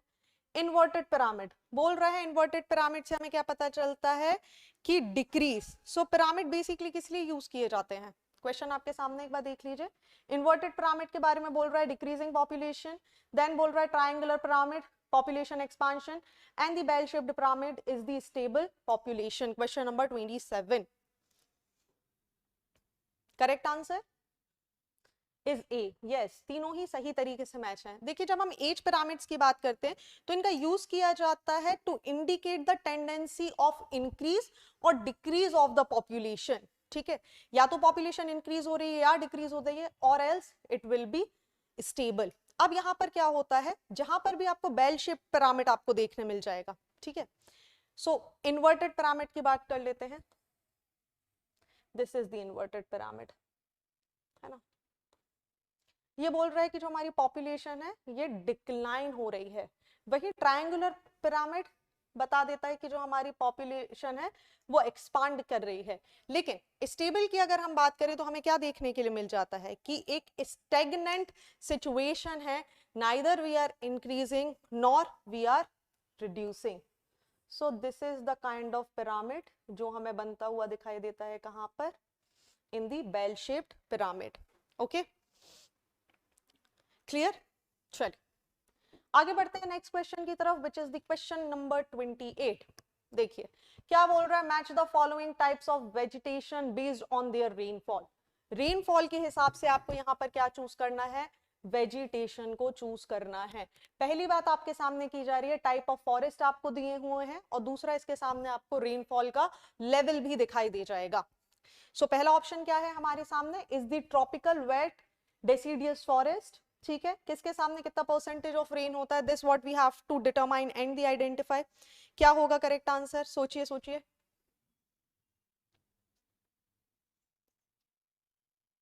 आंसर होगा ऑप्शन नंबर डी। कैसे समझ लेते हैं, देखिए ट्रॉपिकल वेट डिसिडियस की बात की जा रही है ना। तो एक ऐसी जगह जहां पर वेटनेस भी हमें देखने मिल रही है और साथ में क्या किस तरीके के पेड़ भी आपको देखने मिल रहे हैं, डेसिडियस भी देखने मिल रहे हैं। तो ये एवरेज कहां पर होगा, क्या 200 सेंटीमीटर में इस तरीके की कंडीशन हमें देखने के लिए मिलेगी, नहीं। Then they will be evergreen forest, correct. What will happen, so here ये हमें कहां कंडीशन देखने मिल रही है, वेट डेसिडियस की, जहां पर रेनफॉल हो रहा है between 100 and 200 centimetre. Okay, between 100 and 200 centimetre. तो ये हो गया भाई ऑप्शन 1। दूसरी हमने बात की है कि ट्रॉपिकल ड्राई डेसिडियस, तो हमें पता है देखो बोल रहा है ड्राई भी है डेसिडियस भी है, मतलब अपनी पत्तियां भी झाड़ देते हैं, सूखा भी पड़ रहा है और अपनी पत्तियां भी गिरा रहे हैं। जस्ट इमेजिन ऐसी कंडीशन कहां पे होगी, हाँ, जहां पर भाई बारिश किससे भी कम है, सॉरी, जहां पर बारिश 100 सेंटीमीटर से भी कम हमें देखने के लिए मिल रही है। ठीक है, वहां पर हमें ट्रॉपिकल ड्राई डेसिडियस मिलेंगे। नेक्स्ट हमारे सामने बात की जा रही है ट्रॉपिकल एवरग्रीन के बारे में। ठीक है, एवरग्रीन की बात की जा रही है मतलब एक ऐसा एरिया जहां हमेशा ही सदाबहार वन दिखाई देते हो, हमेशा हरा भरा एरिया दिखाई देता हो। तो ये कहां देखने के लिए मिलेगा, जहां हमेशा बारिश होती होगी, है ना। विच मीन्स अगर हम थर्ड ऑप्शन की बात करें तो ऐसा एरिया जहां 200 सेंटीमीटर या उससे ज्यादा की बारिश हमें देखने मिल जाएगी, वहां हमें एवरग्रीन फॉरेस्ट दिखाई दे जाएंगे. Last is the deserve forest. It's very much easy, 50 centimetre. अब कई बार क्या होता है, हम कंफ्यूज हो जाते हैं और हमें समझ नहीं आता कि भाई इस तरीके के क्वेश्चंस अटेम्प्ट कैसे करना है. ओके, क्या करना है आपको, अगर आपके सामने डेजर्ट फॉरेस्ट है तो आपको एक चीज तो बाय डिफॉल्ट समझ में आ गई जी, कि क्या होगा, डेजर्ट है मतलब सबसे कम बारिश यहीं हो रही होगी. तो हमें ये पता लगाना है फोर्थ के सामने डी है जो कि करेक्ट है. ऐसे कौन से ऑप्शन है जिसमें फोर्थ के सामने डी लिखा हुआ है, तो हम देख लेते हैं. इसके सामने लिखा है, इसके सामने, इसके सामने, तो ये ऑप्शन एलिमिनेट कर देते हैं. ठीक है, एलिमिनेशन देख लेते हैं इसी तरीके से. दूसरी हमें बात करनी है कि कुछ नहीं तो हमें एवरग्रीन के बारे में पता है. एवरग्रीन है यानी सबसे ज्यादा बारिश हो रही है. प्रपोर्शन देखिए, सबसे ज्यादा बारिश कहां लिखी हुई है, ऑप्शन नंबर ए. तो हमें दूसरा देखना है, थर्ड के सामने ए कहां लिखा हुआ है. ध्यान से देखिए, क्या थर्ड के सामने ए लिखा है, नहीं, काट दीजिए. क्या थर्ड के सामने ए लिखा हुआ है, नहीं, काट दीजिए. क्या बचा आपके सामने आंसर, डी. ऑलराइट, चलिए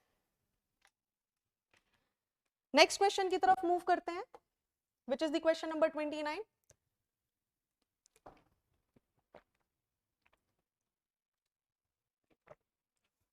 चलिए, बात किस बारे में की जा रही है क्वेश्चन नंबर 29 में.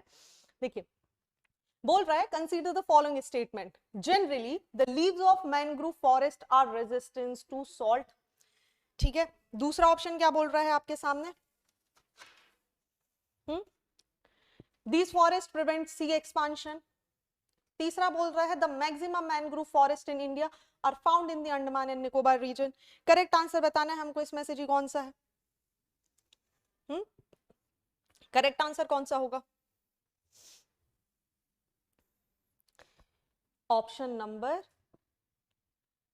Sorry, which is the not correct. Not correct answer बताना है. कौन सा होगा नॉट करेक्ट इसमें से, ऑप्शन नंबर 3. ठीक है, ऑप्शन नंबर 3. कारण क्यों, चलिए समझ लेते हैं. जब हम मैनग्रोव्स की बात करते हैं तो ये ऐसी कंडीशन में भी सरवाइव कर सकते हैं जहां पे कोई दूसरा पेड़ हमें सरवाइव करता हुआ नहीं दिखाई देता. ठीक है, कंडीशन क्या है, सॉल्टी वाटर में सरवाइव कर सकते हैं. जी हाँ, रेजिस्टेंट होते हैं ये सॉल्ट के लिए. इनकी जो जड़ें आपको देखने मिल जाएंगी, जो लीव्स आपको देखने मिल जाएंगी, वो सॉल्ट रेजिस्टेंट होते हैं. जिस तरीके के पानी में ये लगते हैं आप देखिए, तो ये हमेशा बात करें तो यहां पर लगे हुए दिखाई देंगे आपको, है ना. ऐसी जगह डेल्टिक रीजन जहां पे बनता है, विच रिजल्टेड इनटू व्हाट, आपको समुद्र से आने वाला खारा पानी भी मिल रहा है. सॉल्ट का जो यहाँ पे परसेंटेज है वो बहुत ज्यादा देखने मिल जाएगा. तो ये बाय डिफॉल्ट कैसे होते हैं, सॉल्ट रेजिस्टेंस इनकी खासियत हमें देखने के लिए मिल जाती है. दूसरी अगर हम बात करें तो ये ऑक्सीजन, ये लो ऑक्सीजन में भी सरवाइव कर सकते हैं. ठीक है, तो इन्हें अपने सर्वाइवल के लिए बहुत ज्यादा ऑक्सीजन की जरूरत नहीं होती.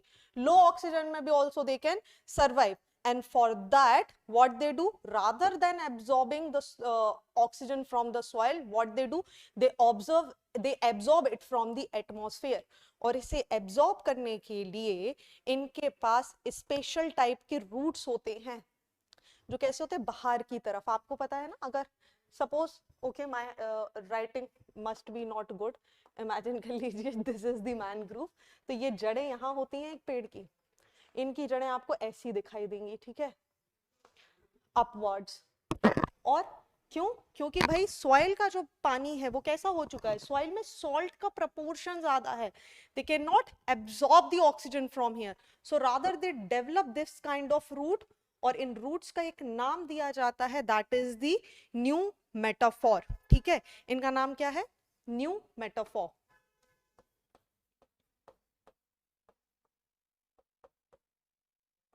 New metaphors. Clear.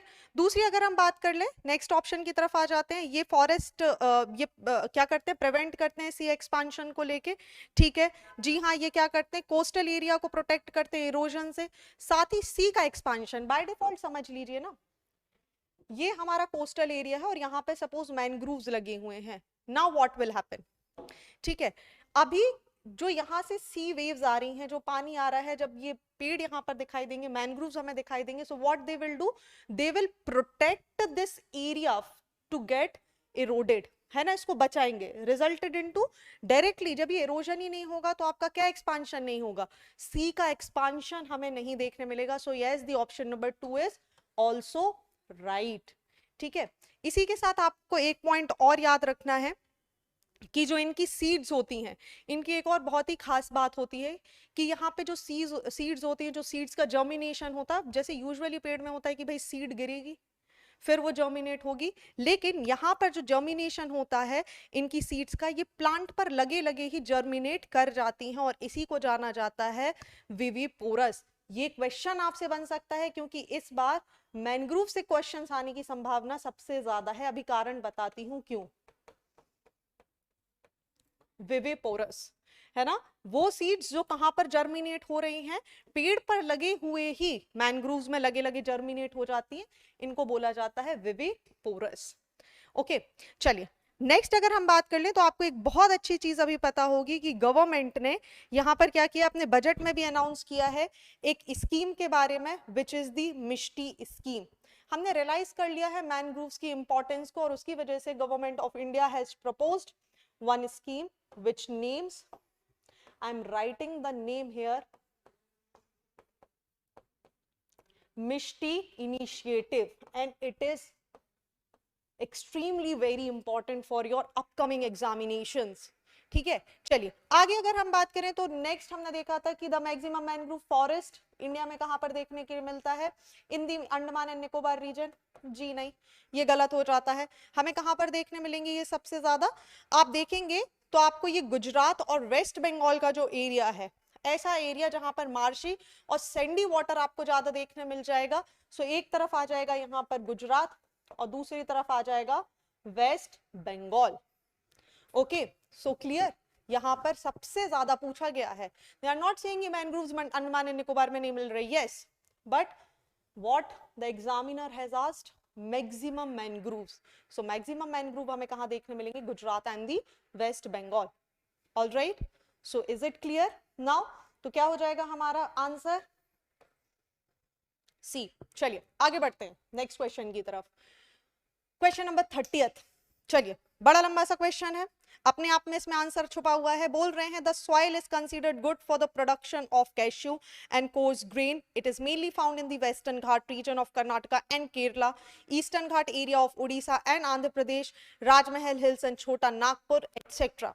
The soil has developed in area where there is more than 150 centimeter of rainfall। Next बोल रहे हैं the soil lacks nitrogen, phosphorus, while there is excess of iron and aluminium। किस soil के बारे में बात की जा रही है, पूरी इंफॉर्मेशन मिल गई, हमें कुछ भी अलग से नहीं डिस्कस करना, just we have to identify which is the soil.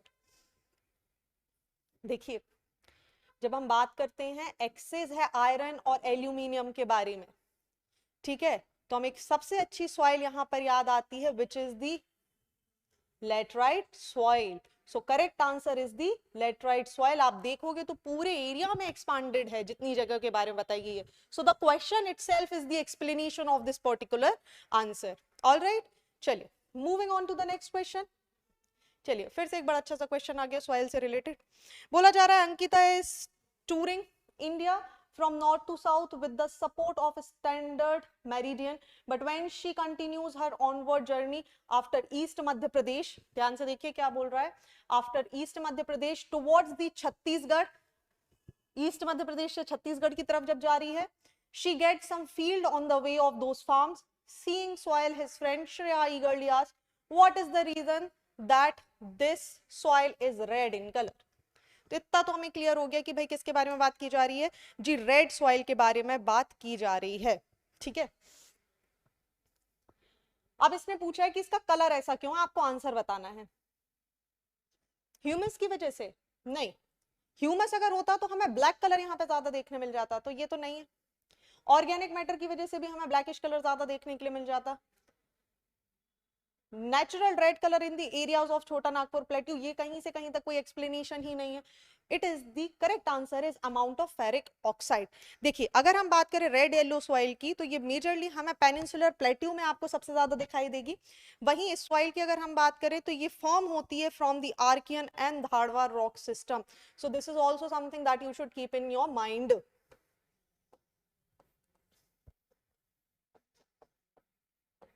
Dharwad and Archean rock system से हमें बनी हुई दिखाई देती है, ठीक है। और धारवाड़ और आर्कियन की खासियत क्या है, आपको पता है कि इसके अंदर सबसे ज्यादा आपको क्या देखने के लिए मिल जाता है, excess ferric oxide. Ferric oxide की वजह से ही जो इसका कलर होता है वो किस तरीके का दिखाई देने लगता है हमें, रेड कलर का। क्योंकि अगर आप सॉइल को ध्यान से देखेंगे तो जिसकी अपर लेयर है, ठीक है, रेड सॉइल की जो अपर लेयर आप देखेंगे वो रिच होती है आयरन और एल्यूमिनियम से, ठीक है। बट इसमें दो चीजें हमें नहीं देखने मिल जाती, वापस से मैं यहां पर लिख देती हूं, रिच होती है किस किस में, आयरन एंड एल्यूमिनियम, लेकिन ये लैग कर जाएगी दो चीजों को। किन चीजों को लैग करेगी ये, सोचिए, नाइट्रोजन, फास्फोरस एंड ह्यूमस। मैंने आपको अभी पहले ही बोला ह्यूमस होता तो ब्लैक कलर हमें यहाँ पे देखने मिलता, सो यहाँ पर हमें नाइट्रोजन, फास्फोरस एंड ह्यूमस यहाँ पे हमें नहीं दिखाई देगा। So correct answer is the option number C, the amount of ferric oxide. Okay चलिए आगे बढ़ते हैं नेक्स्ट क्वेश्चन की तरफ, which is the question number 32। बात की जा रही है which of the following reasons of problem of irrigation in India can be see prominently. बताइए क्वेश्चन नंबर 32। भाई सारी कंडीशन है, क्यों, आप देखिए रीजनल डिस्पैरिटी हमें देखने के लिए मिल जाती है, इंटर स्टेट वाटर डिस्प्यूट्स हमें बहुत सारे देखने मिल जाते हैं, चाहे आप नर्मदा नदी की बात कर लीजिए, कृष्णा की बात कर लीजिए, गोदावरी की बात कर लीजिए, आपको इंटर स्टेट डिस्प्यूट हर जगह देखने मिल जाएंगे। ओके दोनों आंसर यहाँ पे सही हो जाते हैं। तीसरा बोल रहा है non accumulation of rain water. जी हाँ, हमारे यहाँ जो रेन वाटर का सिस्टम है वो अक्यूमुलेट ही नहीं हो पाता। We are not very much good when it comes to accumulation of rain water, और रेन वाटर हार्वेस्टिंग में इंडिया बहुत ज्यादा पीछे हमें देखने के लिए मिलता है। So next option is also right. इसके बाद बोल रहे हैं delay in completion of the project. विवाद की वजह से जितने भी प्रोजेक्ट्स हैं, जो रिवर डेवलपमेंट प्रोजेक्ट्स यहाँ पर लगाए जाते हैं वो पीछे हो जाते हैं। हाइड्रो इलेक्ट्रिसिटी प्रोजेक्ट्स हमारे पीछे रह जाते हैं, साल दर साल लग जाते हैं, 20-20, 25-25 साल इनको कंप्लीट होने में। Okay next, silt deposition in the reservoir. भाई बेस में क्या हो जाता है, रिजर्वॉयर का जब आप बेस देखेंगे तो आपको यहाँ पे सिल्ट का डिपोजिशंस देखने के लिए मिलेंगे, ठीक है। कंटिन्यू जो आपके कैनाल्स और डैम बनाए जा रहे हैं, वाटर का प्रॉपर मैनेजमेंट हमें नहीं देखने के लिए मिल रहा है, रिजल्टेड इनटू व्हाट, आपका सिल्ट डिपोजिशन हमें देखने मिल जाएगा, और जो वाटर है वो धीरे धीरे आपका कम होने लगेगा। Next is the over irrigation. Yes, over irrigation is one of the very prominent problem in India, and because of all these reasons हम देखते हैं कि ये सारी कंडीशन इंडिया के इरिगेशन में सबसे बड़ा सेटबैक बनती हुई नजर आती हैं। And for that, Indian government has launched one initiative which is very very important. Examination की बात कर लें, बजट की बात कर लें, हर जगह इसका जिक्र हुआ है, which is the जल जीवन मिशन। टैप वाटर की बात कर रहा है लोगों तक पहुंचाने की, ग्रे वाटर ट्रीटमेंट की बात कर रहे हैं, सस्टेनेबल यूज की बात कर रहे हैं, most important it is including the people participation.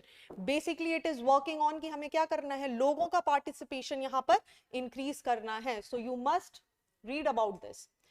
Moving on to the next question is the question number 33। बात की जा रही है which of the following crops can be used for the manufacture of biodiesel. चलिए biodiesel की बात की जा रही है, इसमें से किसका यूज किया जा सकता है बताइए। Question number 33।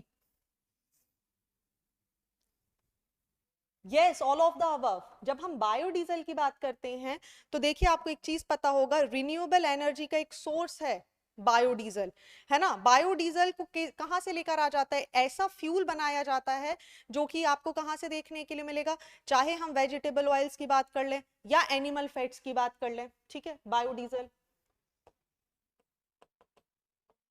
Animal fat, vegetable oil या फिर यूज्ड कुकिंग ऑयल, इन सब से जो रिन्यूएबल एनर्जी का सोर्स हमारे पास तैयार किया जाता है, इन सारी चीजों से आपको स्क्रीन पर दिख रही होंगी, animal fat, vegetable oil and the used cooking oil, इन सब से जो हमारे यहाँ क्या किया जाता है, बायोडीजल यहाँ पर तैयार किया जाता है जो कि लो टॉक्सिक होता है, ठीक है। साथ ही आपको क्या देखने के लिए मिल जाएगा, यहाँ पर बहुत ज्यादा गैसेस नहीं निकलती हुई नजर आती हैं, जो कहीं ना कहीं अगर बात किया जाए तो एक तरीके से बहुत अच्छा सोर्स माना जाता है एनर्जी के लिए, ठीक है। चलो वही आपको एक चीज और याद रखनी है, जब हम कॉर्न और शुगर केन की बात करेंगे तो कॉर्न और शुगर केन से जो हमें बनता हुआ नजर आता है that is bio ethanol.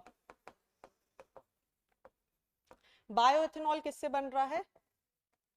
Corn plus sugar cane, है ना। तो कंफ्यूजन नहीं लाना है किसी भी तरीके की। हम बात कर रहे हैं बायोडीजल की, तो बायोडीजल के लिए चाहे हम शुगर केन की बात करें, मेज की बात करें, सोया की या जेट्रोफा की, तो आपको पता है जेट्रोफा का तो इस्तेमाल बहुत बार किया जा चुका है बायोडीजल को बनाने के लिए और सक्सेसफुल भी हुआ है। ये सारी के सारे आप देखिए ये वेजिटेबल ऑयल्स देने वाली है ना। स्टार्च भी आपको यहाँ पे देखने मिल जाएगा। So with that we can conclude the answer कि ऑप्शन नंबर ए जो है वो हमारा यहाँ पर सही है। चलिए मूव करते हैं क्वेश्चन नंबर 34 की तरफ। क्वेश्चन नंबर 34 यहाँ पे किस बारे में बात कर रहा है समझ लेते हैं। ये बोल रहा है आपसे based on the contribution of India's labour force arrange the sector of the economy in descending order. ठीक है, डिसेंडिंग ऑर्डर में आपको बताना है कि कौन कितना कंट्रीब्यूशन दे रहा है। क्या होगा करेक्ट आंसर? यस जब हम प्राइमरी सेक्टर की बात करें तो आपको देखिए सबसे ज्यादा कंट्रीब्यूशन हमें देखने मिलता है। कितना? It is approx 44%। ठीक है, वहीं अगर हम सेकेंडरी सेक्टर की बात करें तो इसका जो प्रपोर्शन हो जाता है वो बाकी के मुकाबले कम है, दैट इज ओनली अबाउट 24%। और टर्शरी सेक्टर की बात करें तो टर्शरी सेक्टर हमें देता है, ये नीचे आना चाहिए था, सो do not get confused, 32%. So this will be the correct arrangement. Primary second, tertiary second and the secondary sector. ठीक है, so primary, tertiary sector and the secondary sector. Is it clear? चलिए आगे बढ़ते हैं। क्वेश्चन नंबर 35 बड़ा अच्छा question है। देखिए क्वेश्चन नंबर 35 क्या बोल रहा है? Which of the following are the predominant push factors of the migration of population? ऐसे कौन से प्रीडोमिनेंट फैक्टर है जिसकी वजह से आपको पॉपुलेशन माइग्रेट होती हुई नजर आती है? ऑप्शन आपके सामने दिए हुए हैं। पॉवर्टी, यस, देखिए लोग गरीब हैं और इसी की वजह से क्या करते हैं, माइग्रेट होते हैं, एक शहर से दूसरे शहर में जाते हैं काम करने की तलाश को लेकर, इनको जॉब मिल जाओ, सबसे ज्यादा यही एक हमें पोजीशन दिखाई देती है। Next is war.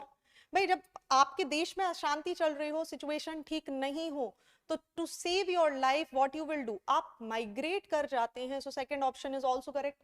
नेक्स्ट बात की जा रही है नेचुरल डिजास्टर, यस, जहां पे नेचुरल डिजास्टर आपको बैक टू बैक देखने के लिए मिल जाएंगे। People will tend, human tendency अपनी लाइफ बचाने के लिए they will run, they will migrate, ये भी सही हो जाएगा।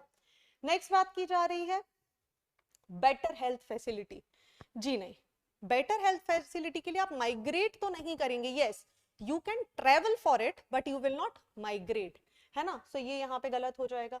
लोकल कॉन्फ्लिक्ट, ठीक है, लोकल कॉन्फ्लिक्ट हमें श्रीलंका देख लेते हैं, म्यांमार देख लेते हैं, इसका बहुत बड़ा उदाहरण है, करेक्ट हो जाएगा। Next is the poor infrastructure, ठीक है, इंफ्रास्ट्रक्चर ठीक नहीं है, लोगों के रहने के लायक कंडीशन नहीं बनी हुई है, पॉल्यूशन इज हायर, ठीक है, लगातार जो रिसोर्सेज हैं वो खत्म होते जा रहे हैं, इंफ्रास्ट्रक्चर पूरी तरीके से डिवास्टेटेड हो चुका है, resulted into people will migrate to save their life again.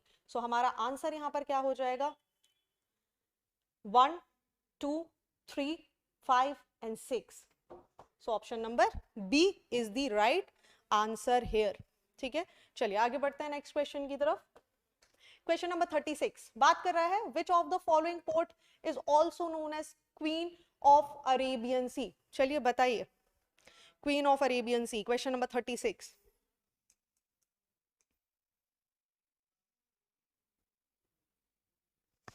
Yes, बात की जा रही है कोची पोर्ट की, इसे क्वीन ऑफ अरेबियन सी भी बोला जाता है। ये बना हुआ है आपका कोची पोर्ट, ये बन रहा है आपका अरब, ठीक है, बहुत ज्यादा ट्रेड होता है और आज से नहीं एंशिएंट टाइम से हमें यहाँ पे ट्रेड देखने के मिल रहा है। कहाँ पर बना हुआ है कोची पोर्ट की बात करें तो ये वेम्बनाथ कयाल के ऊपर बना हुआ हमें नजर आ जाएगा। जी कहाँ पर बना है कोची पोर्ट? वेम्बनाथ कयाल, ठीक है। कयाल आपको पता है हम किसको बोलते हैं? बैक वाटर होता है, लगून्स होते हैं जिन्हें केरला में किस नाम से जाना जाता है? कयाल के नाम से जाना जाता है, ठीक है। Lagoon lake, back water lakes in Kerala are known as the kayal, so do not get confused. Vembanad की बात करें so Vembanad is the longest lake in India, clear. एक और इंपॉर्टेंट पॉइंट आपको बता देती हूं, it is the longest lake in India. So Vembanad lake पर कोच्चि का पोर्ट बना हुआ है, इसी को हम क्वीन ऑफ अरेबियन सी भी बोलते हैं। ये एक नेचुरल हार्बर है, और साथ ही आप याद रखेंगे south Karnataka, south western Tamil Nadu also, अगर हम यहाँ पर देखें तो ये भी बहुत ज्यादा इंपॉर्टेंट पोर्ट्स का काम करते हैं when it comes to trade and facilities. ठीक है, सो इंपॉर्टेंट फैक्ट्स आपको यहाँ पर मिल गए। Moving on to the next question which is the question number 37। बात की जा रही है आपसे, consider the following statement regarding dry farming. ठीक है, पहला ऑप्शन आपके सामने है, cultivation on land is restricted to area where the annual rainfall is 100 centimeters और मोर। तो क्या ये आंसर सही होगा? भाई ड्राई फार्मिंग के बारे में बात की जा रही है ना, मतलब ऐसे एरिया के बारे में बात की जा रही है जहां पे इतनी बारिश तो हो ही नहीं रही है। और ड्राई एरिया हम किसको कंसीडर कर लेते हैं? जहां पे 75 सेंटीमीटर और लेस रेनफॉल हमें दिखाई देती है। ठीक है, तो आपको यही आइडेंटिफाई करना विच इज नॉट करेक्ट। तो पहला तो भाई नहीं है सही। दूसरा ऑप्शन आपके सामने दिया गया है, the main purpose of growing coarse grain in dry area is also to reduce drought and conserve soil moisture. Yes, ठीक है, कोर्स ग्रेन बहुत आसानी से ड्राई रीजन्स में ग्रो कर जाते हैं। आप मिलेट्स की बात कर लीजिए, मेज की बात कर लीजिए, बहुत आसानी से आपको यहाँ पर ग्रो होती हुई नजर आती हैं। ज्यादा पानी की आवश्यकता नहीं होती, न्यूट्रिशन रिच होती हैं, सॉइल पे भी बहुत ज्यादा डिपेंडेंसी नहीं होती, अननेसेसरी न्यूट्रिशन को ये नहीं यहाँ पर एब्जॉर्व करती हैं। So it is good to grow the coarse grain millets की जब हम बात करते हैं in the dry region. So yes, correct answer क्या हो जाएगा हमारा? पूछ रहा है which one is the not correct. So answer is option number A. Clear? Only A. Okay, moving next. Question number 38. बहुत प्यारा क्वेश्चन है, फिर से बोल रहा है consider the following statement, coffee is a tropical planting crop. दूसरी बात बोली जा रही है, robusta is the best quality coffee in India. Third बोला जा रहा है, Karnataka is the largest producer of coffee in India. बताइए कौन सा सही है? ठीक है, करेक्ट पूछ रहा है वो आपसे, ध्यान से देखिए उसने क्या पूछा है, क्या इसमें से करेक्ट है? यस, ट्रॉपिकल प्लांटिंग क्रॉप है, बिल्कुल हमें पता है। रोबस्टा यहाँ पे क्या आपको देखने मिलती है the best quality coffee in India? नहीं, इट इज अरेबिका। ठीक है, इंडिया में रोबस्टा नहीं, अरेबिका जो है वो सबसे ज्यादा फाइनेस्ट क्वालिटी या बेस्ट क्वालिटी में हमें देखने के लिए मिलती है। नेक्स्ट बात करें तो कर्नाटका, यस, बाबा बदान की पहाड़ियां है ना, is the largest producer of coffee in India. Yes, the next answer is also correct. तो हमारे पास आंसर क्या हो जाएगा? Option number 1 and option number 3 only. चलिए, कुछ एडिशनल इंफॉर्मेशन भी यहाँ से आपको जानना जरूरी हो जाती है। बात की जाएगी अगर कॉफी की, तो आपको एक इसका टेम्परेचर पता होना चाहिए which is the 15 degree to 28 degree. ठीक है, कॉफी के लिए जो अप्रोप्रिएट कंडीशन हो जाती है वो है 15 डिग्री टू 28 डिग्री।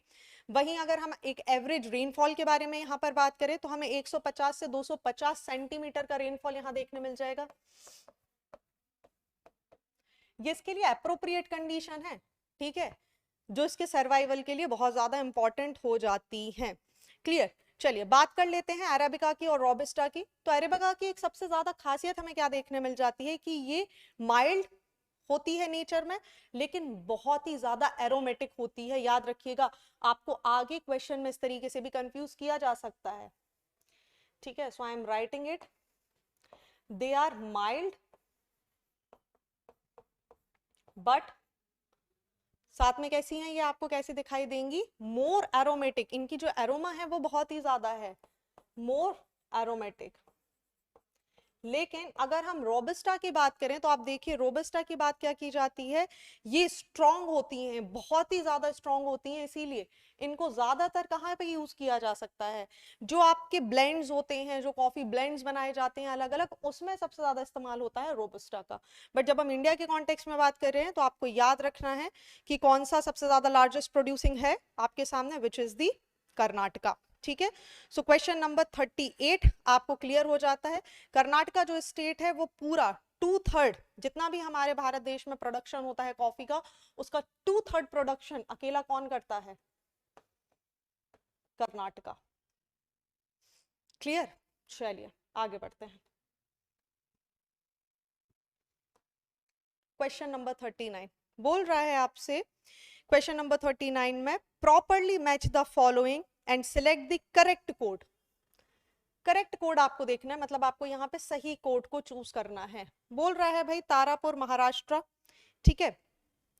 फिर बोला जा रहा है कालापक्कम तमिलनाडु, फिर बोला जा रहा है नरोरा उत्तर प्रदेश एंड कालगा इन कर्नाटका।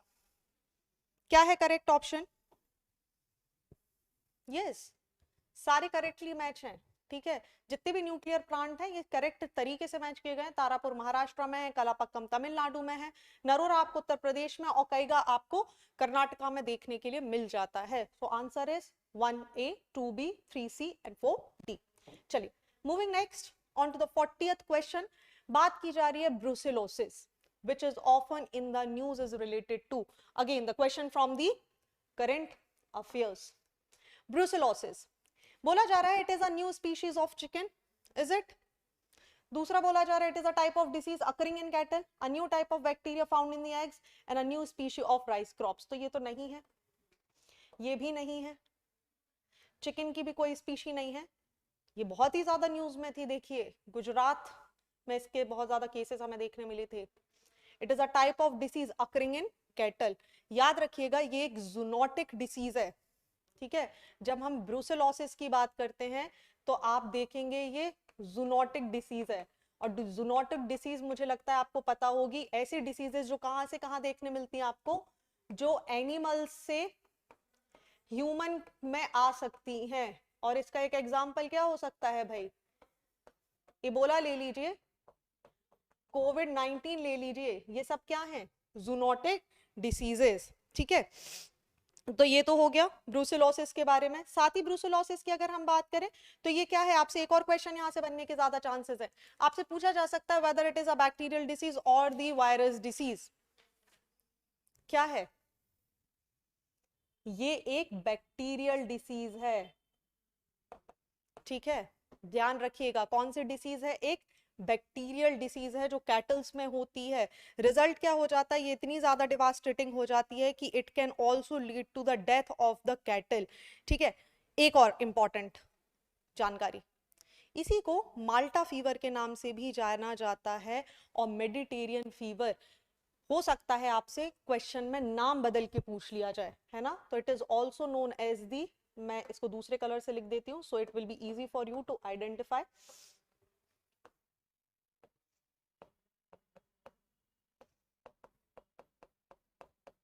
इसी को माल्टा फीवर या इसी को मेडिटेरियन फीवर के नाम से भी जाना जाता है। ऑलराइट, चलिए सो आंसर क्या हो जाएगा हमारा? Option number B. आगे बढ़ते हैं नेक्स्ट ऑप्शन की तरफ। It's the question number 41। बात की जा रही है consider the following statements. The headquarter of the national dairy development board is located in Gujarat. दूसरा क्वेश्चन आपसे पूछा जा रहा है it is statutory body established in 1977, ठीक है। सो क्वेश्चन नंबर 41 क्या बोल रहा है? ऑप्शन 1 करेक्ट है या नहीं? जी हाँ, नेशनल डेयरी डेवलपमेंट बोर्ड की जब हम बात करें तो ये हमें गुजरात में ही दिखाई देता है। Option number 1 is correct. दूसरा बोल रहा है it is a statutory body. Yes, it is a statutory body, but जो इसका एस्टेब्लिशमेंट है ये 1977 में ना होकर ये दिखाई दिया था हमें 1965 में, ठीक है। 1965 में बनाया गया था और इसे एक स्टैट्यूटरी बॉडी डिक्लेयर किया गया था by the act of parliament of 1987, ठीक है। ये स्टैट्यूटरी बॉडी कब बनेगा? Act of parliament 1987। क्लियर? समझ गए आप आपको किस तरीके से कंफ्यूज किया जा रहा है? सीधा लिख दिया it is a statutory body और आप बोलेंगे yes yes yes it is. आगे देखिए क्या बोल रहा है, एस्टैब्लिश इन 1977 नहीं, 1965 में इसको एस्टैब्लिश किया गया था, है ना। और इसको स्टैट्यूटरी बॉडी बनाया गया था by the act of parliament in 1987। Clear? चलिए सो आंसर क्या हो जाएगा? आगे आ जाते हैं नेक्स्ट ऑप्शन की, नेक्स्ट क्वेश्चन की तरफ। Which of the following plant vegetation is likely to be seen growing in the Himalayas? बताइए भाई इसमें से क्या है जो आपको हिमालयाज में ग्रो होता हुआ नजर आएगा? Question number 42. Silver fir, oak, spruce, juniper, bamboos. Question number 42.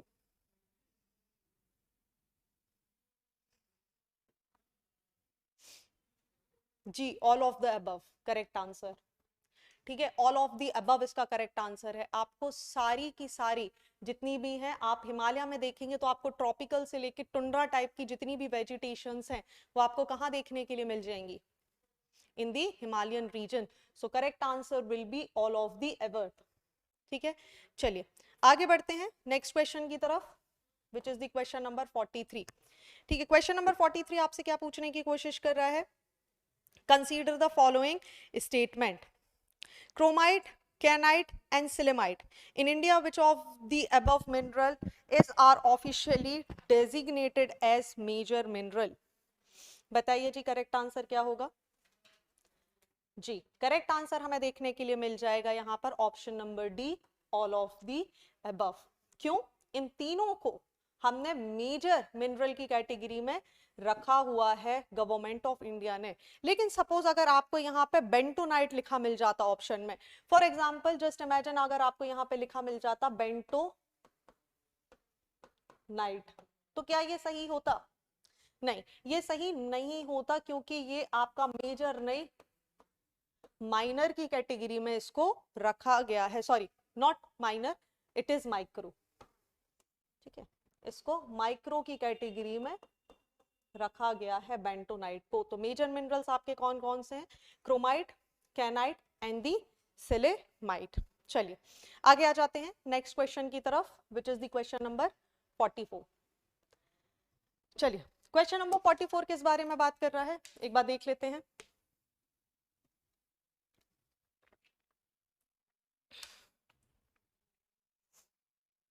बोल रहा है consider the following statement. The first complete census in India was conducted in 1881 and since then it is held every 10 years in the country. ठीक है, दूसरा बोल रहा है according to the 2011 census Bihar has the highest population density among the states in India. आपको सही answer चुनना है. Yes, both the answers are correct. First complete census की अगर हम बात करें तो देखिए इसको इस तरीके से समझ लीजिए. जब हम पहले कंप्लीट सेंसस की बात करते हैं इंडिया में, जो पहला सिंक्रोनाइज हुआ था सेंसस, वो कब हमें देखने के लिए मिला था? इन 1881. किसके टाइम पीरियड में? ये इस समय के आपके जो सेंसस कमिश्नर थे इंडिया के, WC पोडेन. ठीक है, WC पोडेन इनका नाम था. पहला कब मिला था आपको देखने के लिए? 1881 में. ठीक है, पहला सिंक्रोनाइज कंप्लीट जिसे बोला जा रहा है सिंक्रोनाइज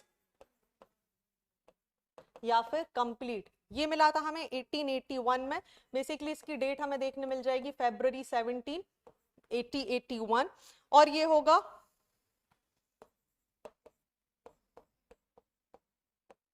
WC पोडेन के टाइम पे, जो कि इस समय के क्या थे आपके? The commissioner. ठीक है, जो क्या थे आपके? सेंसस कमिश्नर ऑफ इंडिया थे. Is it clear? चलिए दूसरी अगर हम बात कर लेते, कई बार बच्चों को यहाँ पे कंफ्यूजन हो जाता है जब आ जाता है 1872. ठीक है, let me also right it here. जब हम 1872 की बात करते हैं, ओके इसको यहाँ लिख देते हैं. ठीक है, तो देखिए 1872 में भी इंडिया का क्या हुआ था? सेंसस कंडक्ट किया गया था. ठीक है, पहला सेंसस इंडिया को जो कंडक्ट किया गया था वो यहीं पे हुआ था, फर्स्ट सेंसस. लेकिन ये आपका जो पहला सेंसस था ये सिंक्रोनाइज नहीं था, है ना. और ये कब हुआ था? इस समय के जो भारत के गवर्नर जनरल थे, लॉर्ड मेयो. आपसे एक और सवाल यहां से पूछा जा सकता है, लॉर्ड मेयो इस समय भारत के क्या थे? आपके गवर्नर जनरल.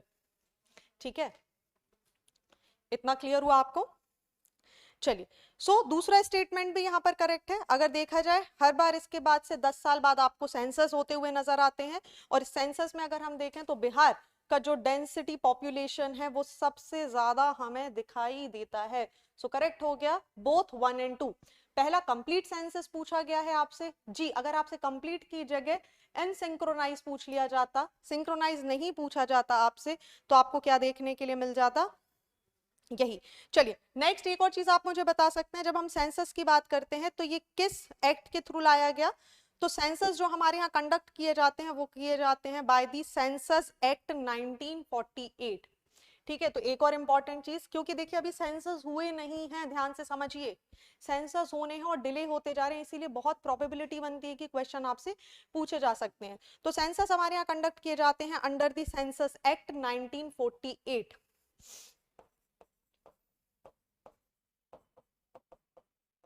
1948 यहाँ पर कंडक्ट किए जाते हैं। इसी के अलावा अगर आप बात करें, so bill for this act was basically, why it is important, क्योंकि इसके लिए जो बिल है, जो इस समय के हमारे होम मिनिस्टर हुआ करते थे and our favourite Sardar Vallabh भाई पटेल, वो इस बिल को लेकर आए थे। Census act 1948 presented by whom, again आपको पॉलिटी के लिए क्वेश्चन यहाँ पर देखने के लिए मिल जाता है, 1948 बाय दी सरदार वल्लभ भाई पटेल। ठीक है, बाय दी सरदार वल्लभ भाई पटेल। Is it clear? तो हमारे पास आंसर हो जाएगा both 1 and 2. Moving on to the next question, which is question number 45. In which of the following works groundwater is used the most? चलिए बताइए, इनमें से किसके लिए ग्राउंड वाटर सबसे ज्यादा यूज होता है? बहुत ज्यादा इजी आंसर है, यस, फॉर एग्रीकल्चर। ठीक है, चलिए क्वेश्चन नंबर 46 की तरफ चलते हैं, जहां बात की जा रही है in which of the following state the problem of, ध्यान से देखिए, arsenic pollution is found to be the most serious. Arsenic जहर है, आर्सेनिक को पॉइजन बोला जाता है। किस स्टेट में ऐसा देखा जा रहा है कि इससे सबसे ज्यादा डेथ और सबसे ज्यादा ये हानिकारक हमारे लिए हो सकता है? बताइए कहां पर देखने के लिए मिल रहा है? यस, वेस्ट बंगाल। ठीक है, West Bengal is the right answer. देखिए जब हम आर्सेनिक की बात करते हैं तो आपको एक चीज याद रखनी है कि ये एक ओडरलेस और टेस्टलेस एक ऐसा एलिमेंट है, एक इस तरीके का मेटलॉइड है जो कि हमें बेसिकली कहाँ से देखने मिलता है? अर्थ की क्रस्ट में होता है ये। ठीक है, ओडरलेस होता है, टेस्टलेस होता है, ध्यान से याद रखिएगा।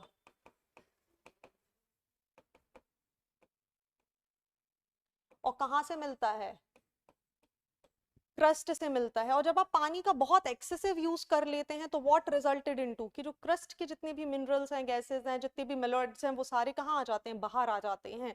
और इससे सबसे ज्यादा अफेक्टेड कौन है आज की डेट में? West Bengal and all the near by area. चाहे हम असम की बात कर लें, बांग्लादेश की बात कर लें, नेपाल की बात कर लें, उत्तर प्रदेश, बिहार, छत्तीसगढ़ या फिर झारखंड, ये जो पूरे एरियाज हैं यहाँ पे not alone in the ground water but also जिन पानी से सिंचाई की जा रही है फसलों की, उसमें भी हमें आर्सेनिक का जो प्रपोर्शन है वो बहुत ज्यादा देखने के लिए मिला है, which is very much worrying. तो आप याद रखेंगे ओडरलेस है, टेस्टलेस है और क्रस्ट में पाया जाता है। चलिए आगे बढ़ते हैं। चलिए नेक्स्ट बात की जा रही है question number 47। Which of the following factor affects an industry? बता दीजिए। क्वेश्चन नंबर 47 बहुत ही ज्यादा इजी है। क्या होगा क्वेश्चन नंबर 47 का आंसर? जी सारी फैक्टर इंपैक्ट करेंगे। इलेक्ट्रिसिटी चाहिए, मार्केट चाहिए, लेबर चाहिए, कैपिटल चाहिए, और बिना इनमें से किसी के भी क्या नहीं हो सकता? अगर इलेक्ट्रिसिटी नहीं होगी तो प्रोडक्शन नहीं हो पाएगा, it will affect. Electricity supply proper होगी तो बहुत अच्छा प्रोडक्शन देखने मिलेगा, पॉजिटिव इंपैक्ट। मार्केट की बात करें, अगर मार्केट ही नहीं है तो where you will supply your goods and services. So और मार्केट अच्छा है तो you will supply your good and services both in the negative and positive way. Capital, yes, आपको इंडस्ट्री चलाने के लिए you will need a capital, पूंजी की आवश्यकता है। And last is the labour, because without labour, बिना किसी श्रमिक के श्रम के आप अपना इंडस्ट्री नहीं रन कर सकते। So all these factor majorly impact the industry और यही इसके प्राइमरी फैक्टर्स भी हो जाते हैं। चलिए बढ़ रहे हैं हम 50th क्वेश्चन की तरफ। 48th क्वेश्चन हमें क्या देखने मिल रहा है? With reference to the North Atlantic sea route consider the following statement. Statement आपके सामने स्क्रीन पर है, एक बार देख लीजिए। So this route connects the United States and the Canada. It is the busiest commercial waterway in the world and hence it is also known as the large trunk route. And the last is 1/4 foreign trade of the world is done through this route. सही answer हमें चुनना है question number 48 में। जी क्या हो जाएगा question number 48 का सही answer? Yes it is option number 2 and 3। Busiest है, यहाँ पे सबसे ज्यादा हमें कमर्शियल एक्टिविटीज देखने मिलेंगी, इसी की वजह से हम इसे क्या भी बोलते हैं, the largest and busiest trunk route. Okay, next यहाँ पे बात की जा रही है, जितना भी वर्ल्ड का फॉरेन ट्रेड की अगर हम बात कर रहे हैं तो 1/4 जो ट्रेड है ना वो हमें कहाँ से देखने मिलता है, इसी बिजीएस्ट रूट से, नॉर्थ अटलांटिक रूट से। अब भाई ऑप्शन 1 यहाँ पे गलत हो जा रहा है, क्यों? ये बोल रहे हैं the route connects the United States and the Canada. नहीं, यहाँ पे हमें कनेक्टिविटी किसकी दिखाई दे रही है, the north east part of the USA and the north west part of the Europe. ठीक है, north east of USA and north west of Europe, and because of that the option number 1 is wrong. So correct answer हो जाता है option number C, 2 and 3। आगे बढ़ते हैं next question की तरफ, क्वेश्चन नंबर 49। चलिए, हमारे यहाँ जितने भी स्टील प्लांट्स अभी तक लगाए गए हैं, अभी जो आपके सामने स्क्रीन पर है, किसी की हेल्प से लगाए गए हैं, आपको इसमें से आइडेंटिफाई करना है कि करेक्ट कौन सा नहीं है। चलिए, पहला बोला जा रहा है दुर्गापुर स्टील प्लांट, क्या यूके की सहायता से लगाया गया है? जी हाँ, लगाया गया है। दूसरा है आपके सामने भिलाई स्टील प्लांट, रशिया की सहायता से लगाया गया है। नेक्स्ट आ जा रहा है आपके सामने राउरकेला स्टील प्लांट, जो हमें किसकी सहायता से लगा हुआ दिखाई देगा, जर्मनी। और लास्ट बोल रहे हैं बोकारो। जी, बोकारो यूएसए की सहायता से नहीं, इसको लगाया गया है रशिया की सहायता से। क्लियर? बहुत ही फंडामेंटल और बेसिक क्वेश्चन था। आगे बढ़ते हैं। Okay, so let's discuss about the question number 50th, जहां पे बात की जा रही है, आपको आइडेंटिफाई करना है which of the following is और आर फाइब्रस क्रॉप्स। ठीक है, रेशेदार क्रॉप्स के बारे में यहाँ पे बात की जा रही है। Answer is very very simple, simple logic से हम इसे सॉल्व कर सकते हैं कि जी हाँ, रबर यहाँ पे इसका पार्ट नहीं होता है। कॉटन रेशेदार हो जाता है, फाइब्रस हो जाता है। जूट, जिसका हम जूट बैग्स और बाकी मटेरियल्स में यूज करते हैं, and other than that the silk which is also very important for the textile. So correct answer हमारे सामने हो जाएगा option number 1, option number 2 and option number 4। So correct answer is option number A. So this is the last question of our set 1, and stay tuned with us to know the rest of the answers in the part B. Thank you.